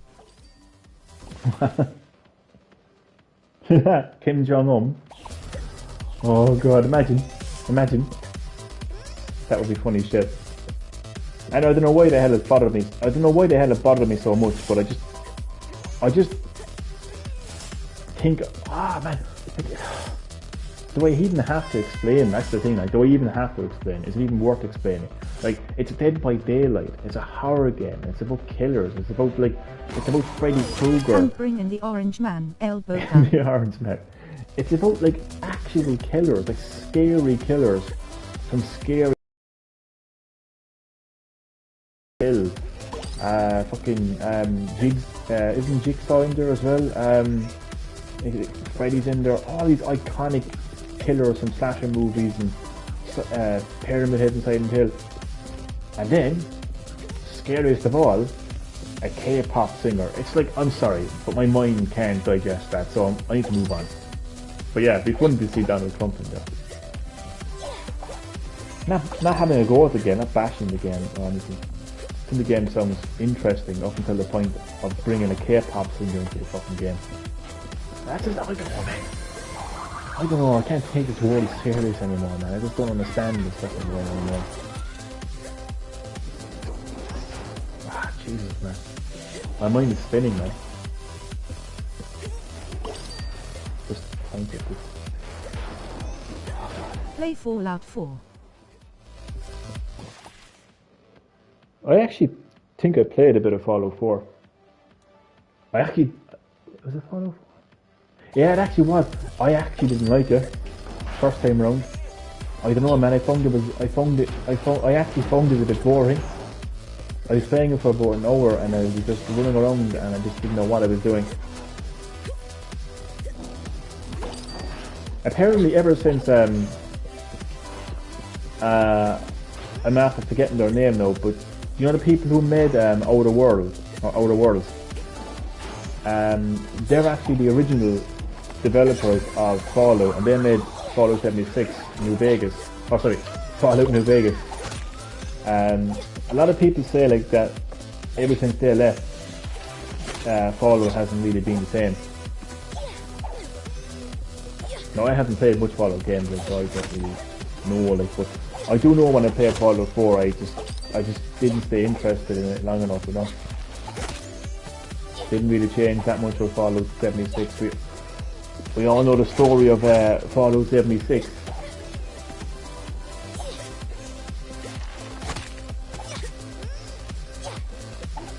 We don't talk about that.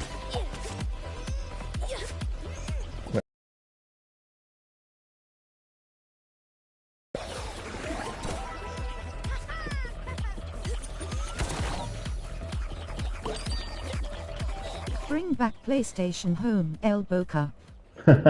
You love your PlayStation Home. I can actually barely remember PlayStation Home. But I know the concept of it. Like, it was an interesting concept, and I think it would actually work now. It would work better now than it did then. I don't know, I just feel like it's its own, like, social network, so to speak. And remember, you can watch E3 in the cinema on PlayStation Home with your friends. I do remember that. It was a really, and it would work perfect now in lockdown as well. You know, more people are at home, you know, doing stuff like Zoom and whatnot, and it would make so much sense. Like, so I think they should bring it back, to be honest. But in saying that, though, I do like this new PlayStation, this new Sony Computer Interactive, their new approach to PlayStation. And I like the fact that they're not going back. I like the fact that they're going forward. You know, they're going forward with no DualShock, but DualSense. You know, I like that new PlayStation. I like the fact that they're being really innovative with the DualSense controller and incorporating that into their game. I like the fact they're bringing back platforming games like, you know, Ratchet and Clank. Little Big Planet has went from an online creative kind of world game to like a full-on single-player platformer. Home was way ahead of its time. Oh, way ahead of its time. But like, I feel though that it belongs in the past, if you know what I mean. You know, it's part of their history. But I don't think they should go back. I think PlayStation need to continue to go forward. So yeah, I mean, I love the fact that Astro's Playroom was there as well, and I like the fact that third parties are, you know, bringing back games like Tony Hawk's Pro Skater, Spyro the Dragon, Crash Bandicoot, and so many other you know, great iconic games. So, and in saying that though, sequel to God of War, the sequel to Spider-Man, the sequel to Horizon as well. So it's a really good PlayStation. They're in a really good position right now, and so yeah, they're moving forward, and I like to see that as opposed to kind of, you know, going back really. Like maybe they could have a new version of PlayStation Home and could have a different kind of take on it, you know. But it really was 100% ahead of its time. There was really nothing like it. Real like kind of online like social hub, like where you and other players could interact with each other, and as you mentioned, like being able to watch E3 as well on a screen is great.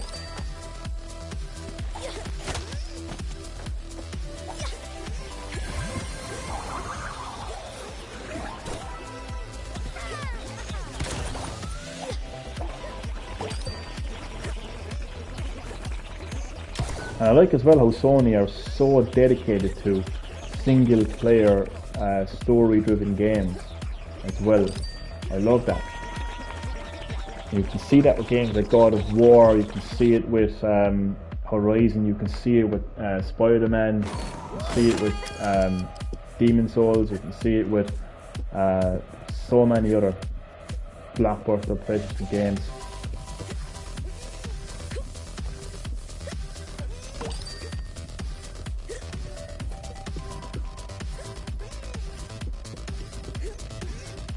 Like PlayStation is really the best of both worlds. PlayStation 5, as I've said many times now, but bringing together innovation and specs was the best thing that PlayStation could ever do. Like,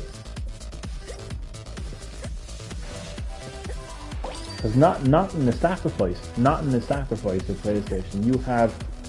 You have like the most up to date like graphics and visuals on PS5, full 4K visuals, 8K if you have the TV. On top of the innovation of the DualSense controller and 3D audio as well.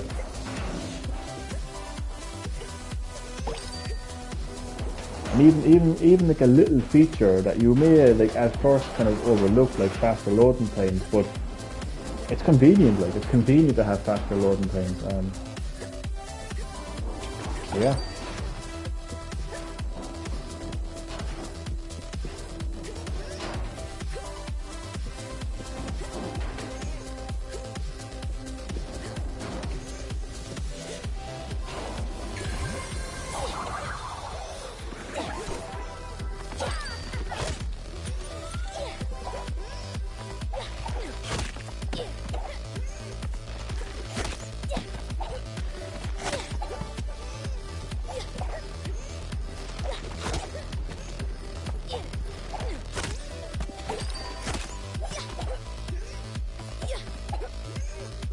Damon, you looking forward to Bug Snacks 2? Only joking. Biggest announcement of the summer. Bug Snacks 2. Now it includes more diversity.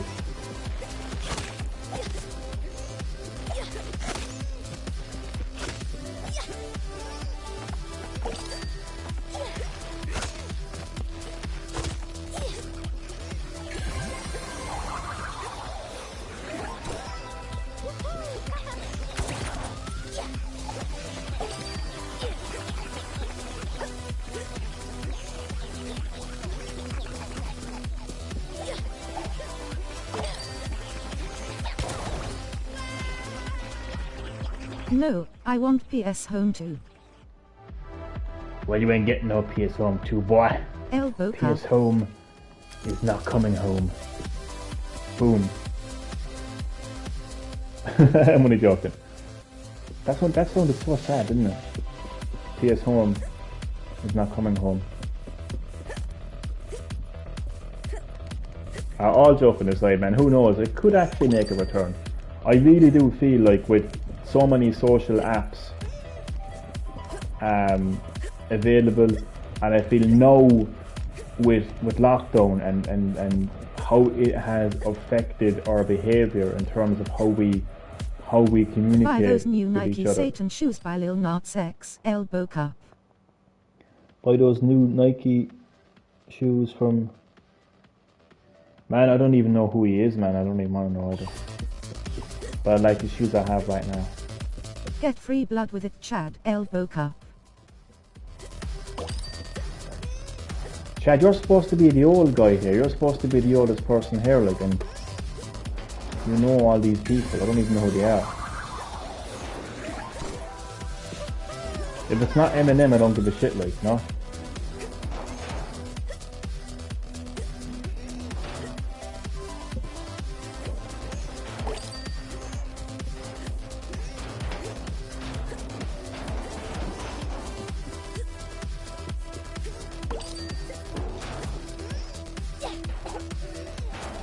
But I'd say there's a possibility that some kind of irritation of Treasure Me Home could make an appearance on PS5. But I just think that Sony is very clear on what the PS5 is, and it's a step forward, not a step back. Young at heart, though, remember. And they're very proud of that fact. Young at heart, though. I am, but I had good taste. All the young people listen to Lil Nas X. Young at heart with good taste. That's the most important part, Damien. Elbow cup. That's the most important part, Damien. Young at heart, but with good taste. With good taste.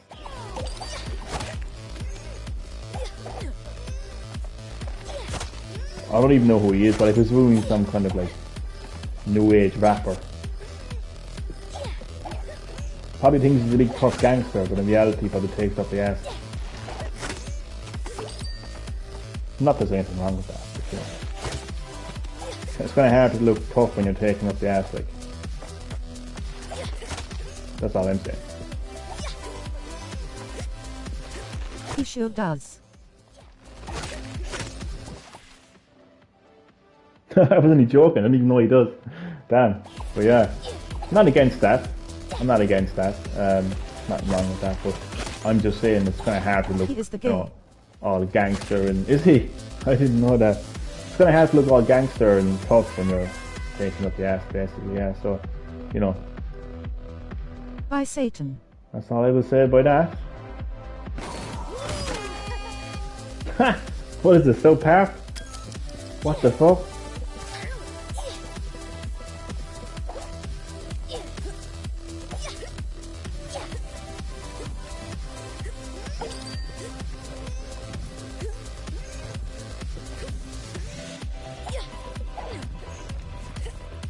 And rap nowadays is just really strange.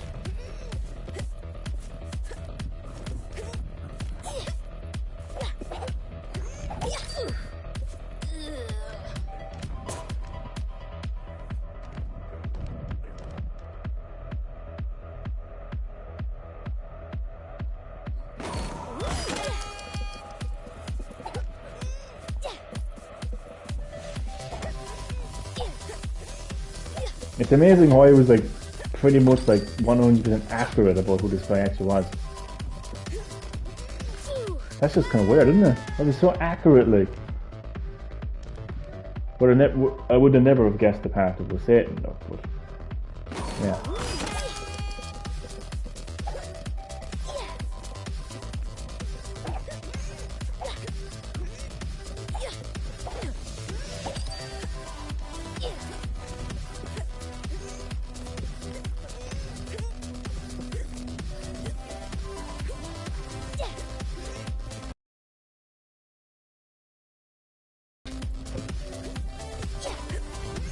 I'm gonna make a rap video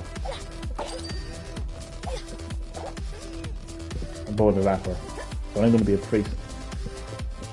So I'm gonna be getting up the ass for a priest. I'll see how well that will go down. Oh my god, you can't do that. Inappropriate.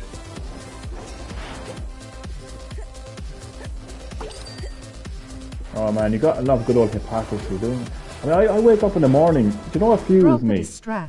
Lads, you know what fuels me in the morning? Like, everyone has a reason, Papa this track, I might. Do you know, everyone has a reason for getting up out of bed in the morning. There's always something, you know what I mean? Could be the smell of hot coffee, could be the birds whistling, could be the sun shining through the window. For me, man, it's just the smell of hypocrisy. I jump out of bed in the morning. I just love people's hypocrisy. I love calling them out in the hypocrisy. It's just, Lil Oh, Johnny. it just, oh man, it just gets me going, like, it gets me going. Little Johnny, it gets me going, man.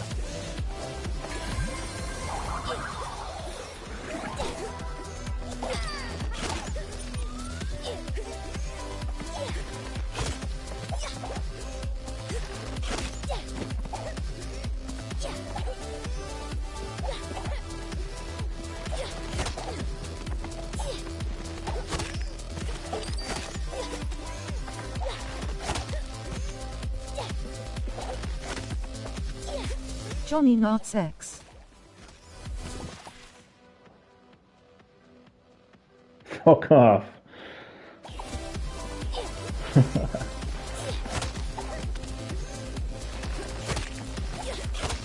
No, I mean, it's cool if he's gay. Like, I don't really give a shit if he's gay. I always say I don't care what someone's sexuality is.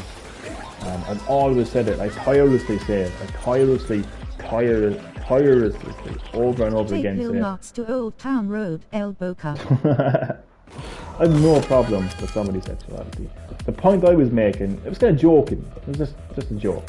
It's a joke, really. But my point was, like, it's hard to look tough and gangster when you're, like, on your knees taking up the hole. It's basically all I'm saying. Like, it is hard to look tough and gangster when you're on your fucking knees taking up the hole. Like, I just think that's pretty basic knowledge. Like, I'm not saying I'm against that type of behaviour.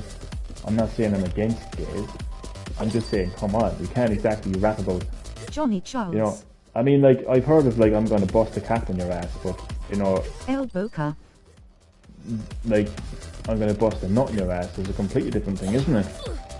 That's a completely different kind of tough, like, you know? You know what I mean? Johnny Charles. But yeah, that's all I'm saying, really, you know? I mean, I grew up hearing, you know, rappers like Eminem and, you know, Face with tears of joy, face with tears of joy, face with tears of joy, face with tears of joy. LOL. But yeah, seriously, it's when from I'm gonna bust a cap in your ass to I'm gonna bust a nut in your ass. You know, it's welcome to new rap. That's all I'm saying. I mean, I'm not against it. Like, I'm not against it.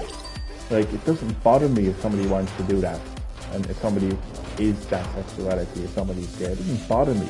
It's just, if you're going to, like, start rapping and act the big guy and act the big gangster and tough guy and talk about, you know, I'm gonna shoot you, I'm gonna kill you, I all hail Satan, and then go on your knees and take up the hole and let them bust a nut in your ass.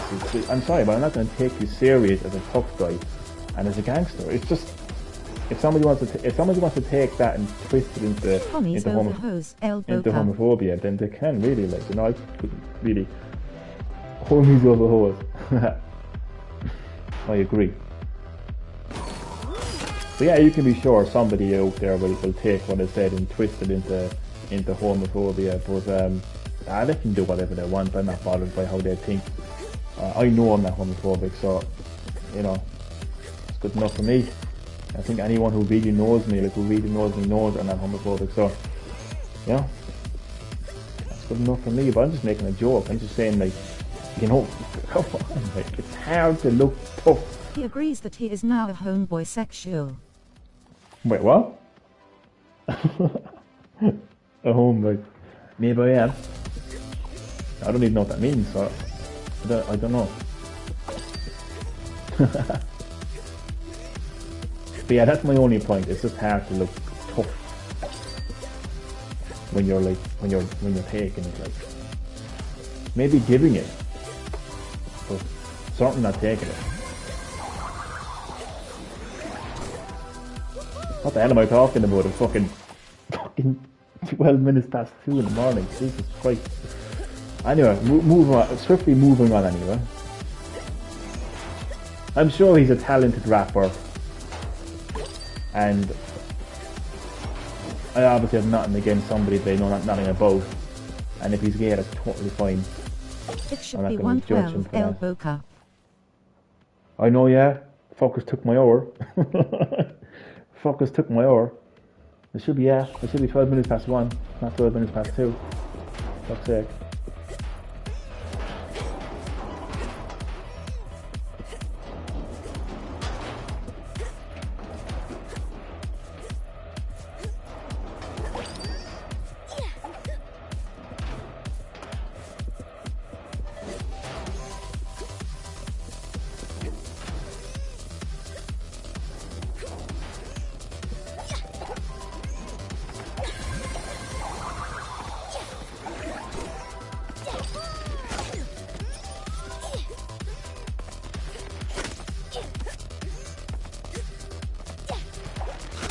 breaking news. What's his name? Little Nas appears in Dead by Daylight. And he's coming for that booty.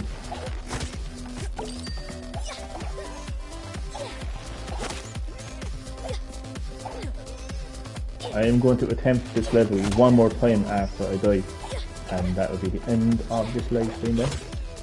It was fun to return to a PS5 game for a change. Like a full-blown PS5 game. I know it's on PS4 as well, like, but you know what I mean.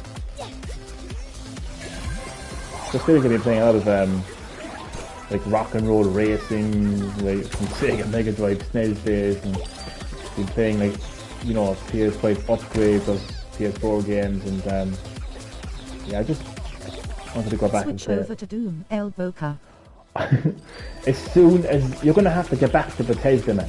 You're going to have to email Bethesda and say, hey, Bethesda, get your shit together. Release the PS5 upgrade so Green Hill Gaming can live stream it. It is completely out of my hands. I don't want to be halfway through Doom Eternal, like the PS4 version, and then for the PS5 version. I want to experience the PS5 version of Doom Eternal from the start, and it is happening because it's a contractual obligation. Like they're obliged to they have to honor their contract, otherwise they will be sued by PlayStation and even the gamers who paid money for the game. So they can't back out. No, like Bethesda can't say, oh well, we're Microsoft now, it's not coming to PS5. They can't do that. They will be sued. Their acquisition will be no longer a Get thing. It now on Xbox Series X. No, Boca. every cent that they have made will basically be paid to Sony. Will be paid to Sony and the gamers who paid money for it, because they have to honor their contract. They have to honor their contract. If it was the next Doom game that we were talking about, it would be a different story. But no, this is a completely different situation. This is a Xbox contractual. acquiring Discord for 10 billion. Are you serious? 10 billion for Discord? What the hell? Microsoft are desperate. Like they're desperate. Like they can't even have their own. Like what the hell? Like they can't even create their own Well, service. Microsoft.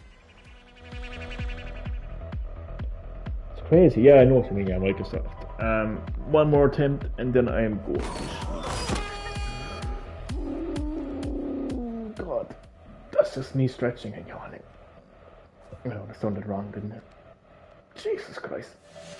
If you ever just stretch and you look like fucking... I look like Jesus on the cross right now. Cold face, cold face.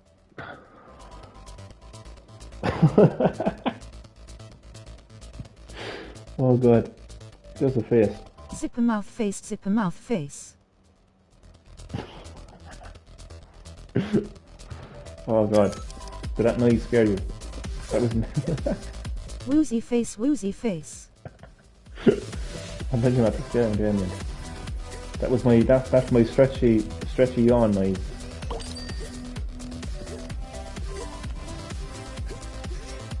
You should hear me first thing in the morning, man, seriously.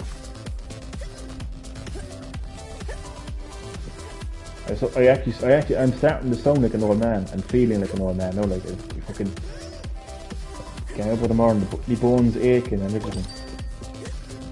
Cowboy hat face Johnny going to Old Town Road. That was the sound, yeah.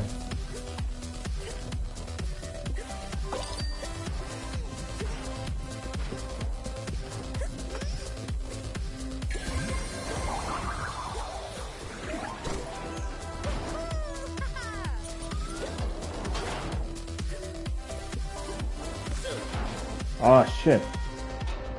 I have something for much longer. I'll do one more. Man, dark skin tone. Ball Johnny, is this you? It is. That is me. Because I identify myself as a Nigerian man. I always felt like a Nigerian. So even though I was born as a white Caucasian Irish man, even though my biology and genetics... You can't do that. I can. How dare you? How dare you? I can't. Even though science and biology and genetics will state that I am in fact a white Caucasian male, Speech I decide, because I'm God, I get to decide what race I am, and I identify as a Nigerian. Okay? You got a problem with that? You got a problem with that?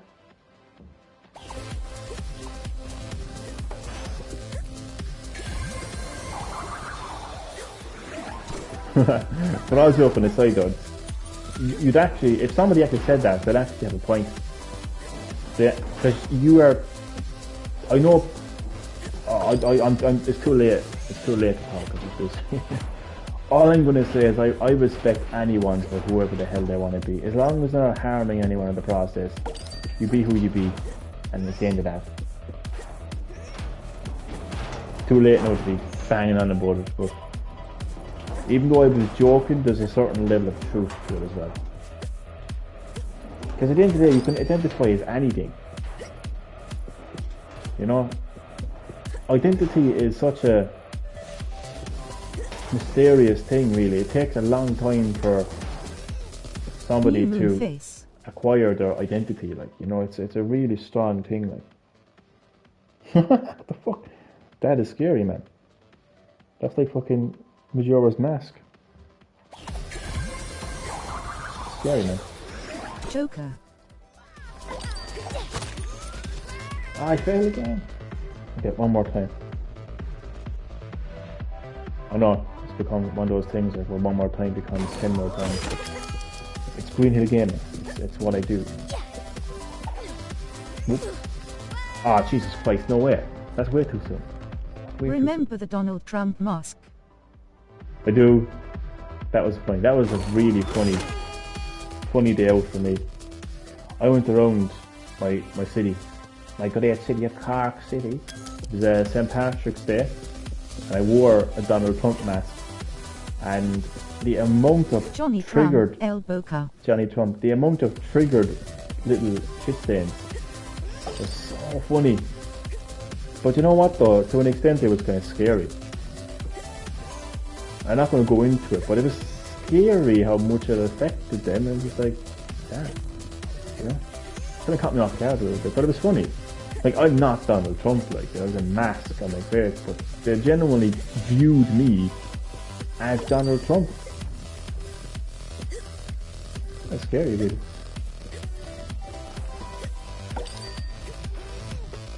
Funny though.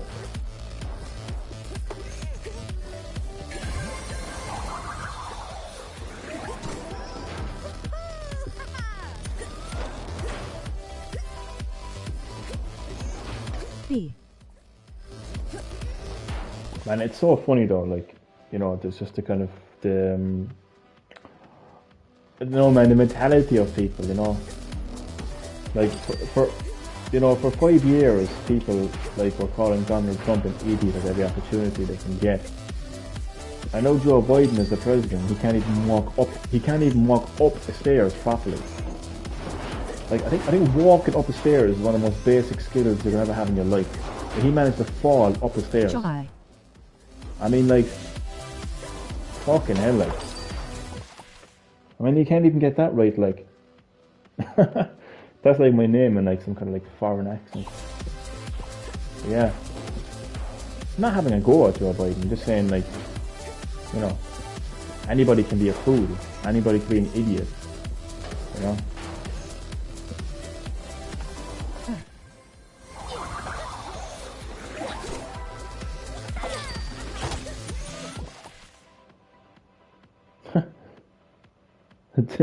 Bring Johnny Talks back.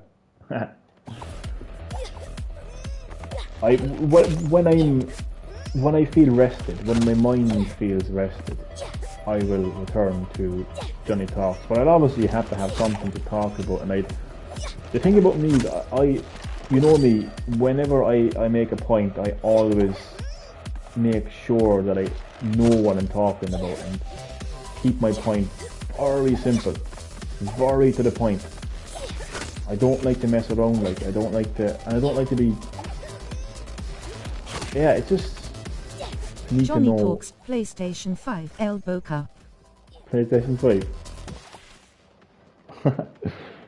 The greatest console ever created. I really do feel like it is the greatest console ever created, though. Definitely one of the greatest PlayStations ever created. What do you want to see this gen, elbow cup? What do I want to see this gen? I would just say, like, more of what we've seen. More of Astro's Playroom, more of Sackboy, more of Resident Evil, more of Spider-Man, more of God of War, etc. More classic, more return of classic games like Crash Bandicoot and Spyro. That's what I want to see, and maybe, if we're lucky, some sort of full backwards compatibility with PS1, PS2, PS3. That would be fantastic. Here's wishing. Skylanders elbow cup. And this is the end of the live stream. You can all fuck off. Or the bed bugs eat you. Skylanders can fuck right off. I feel like I've gotten my revenge. What was the so patent many of the ways. emulator for PS2 and PS3 games? It went public. Oh yeah, I've seen something like that, alright, yeah, something popped up alright in my newsfeed saying that like PS1, 2, 3, 4 was emulated. Hopefully there is something to that, because that would be fantastic. But I feel like I've gotten the last laugh with Skylanders, because for years I've had to suffer just the hell and torture of my beloved Spyro the Dragon being nothing more than a deformed Skylander played by a bunch of fucking shit stains who don't even know who Spyro is. And now it's come to a stage where they're like, what is this game? What is Spyro the Dragon, mommy? What is Spyro the Dragon? And they're like, we're Skylanders, and I'm like, the fuck you talking about? What the fuck is Skylanders? Do you know what Skylanders here, boy? Get the fuck out of here. I just feel so like, I just feel like everything has come full circle to me, you know. I just feel like in gaming, like, I just feel like, you know, the Elder Gods have answered my prayers in so many ways in gaming this generation. This is the best generation of gaming for me. And I'm dead. What a great way to end that sentence, isn't it? It's a great generation for me in gaming, I fucking die. So I'm going to return to the main menu and then I'm going to end the live stream now. That clock sure runs down fast, doesn't it? You can always pick up some timers to, you know, give you more time. Scarlett, why don't you just do it for me? How about that? You know, you're there like and you're telling me how it's done and you're meant to be guiding me through this adventure and all. Well, no, you've just been standing there doing nothing the whole time, you fat bitch. Why don't you get up off your fat hole and do the work? Come on. I'm gonna go to sleep. I was be scratching my head at all, you fucking knitted headed bitch. Don't look away from me at all, girl. I'm gonna get some sleep. I wondered where imagination comes from. I mean, the actual place. They say it comes from inside people's heads out there. That's just weird. Why don't you take your head out of your hole, yeah, and do a bit of work, Scarlett? I'm gonna get some sleep, and then you can fucking give me the night try. Ever wondered why the fuck you don't do anything, Scarlett? Bitch. I'm annoyed now with Dawn French. I don't like Dawn French anymore. I'm finished with Dawn French. It's over. No more Dawn French. Finished with her. I'm angry now. I'm upset. She broke my heart.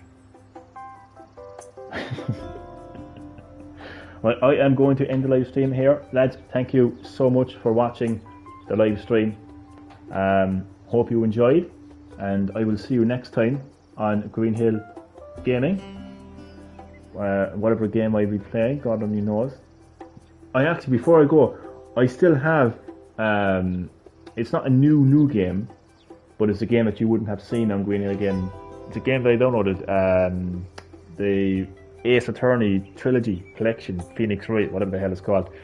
It's actually a very interesting game. It originally came out on fucking DS, I think, but it's a really good game and you will like it. So stay tuned for that. So lads, I'm going to say good night. Thank you honestly for watching. Thanks for the banter as well. Thanks for the banter. I love the banter. And not to be favoritism now or anything, but the king of banter has to go to Damien. I'm not going to put the spotlight now on him, you know, make him feel all embarrassed, but honestly, Damien, king of banter, man, honestly. I love the banter, man. So thanks for that. And good night, and I will see you next time on Green Hill Gaming. Adios.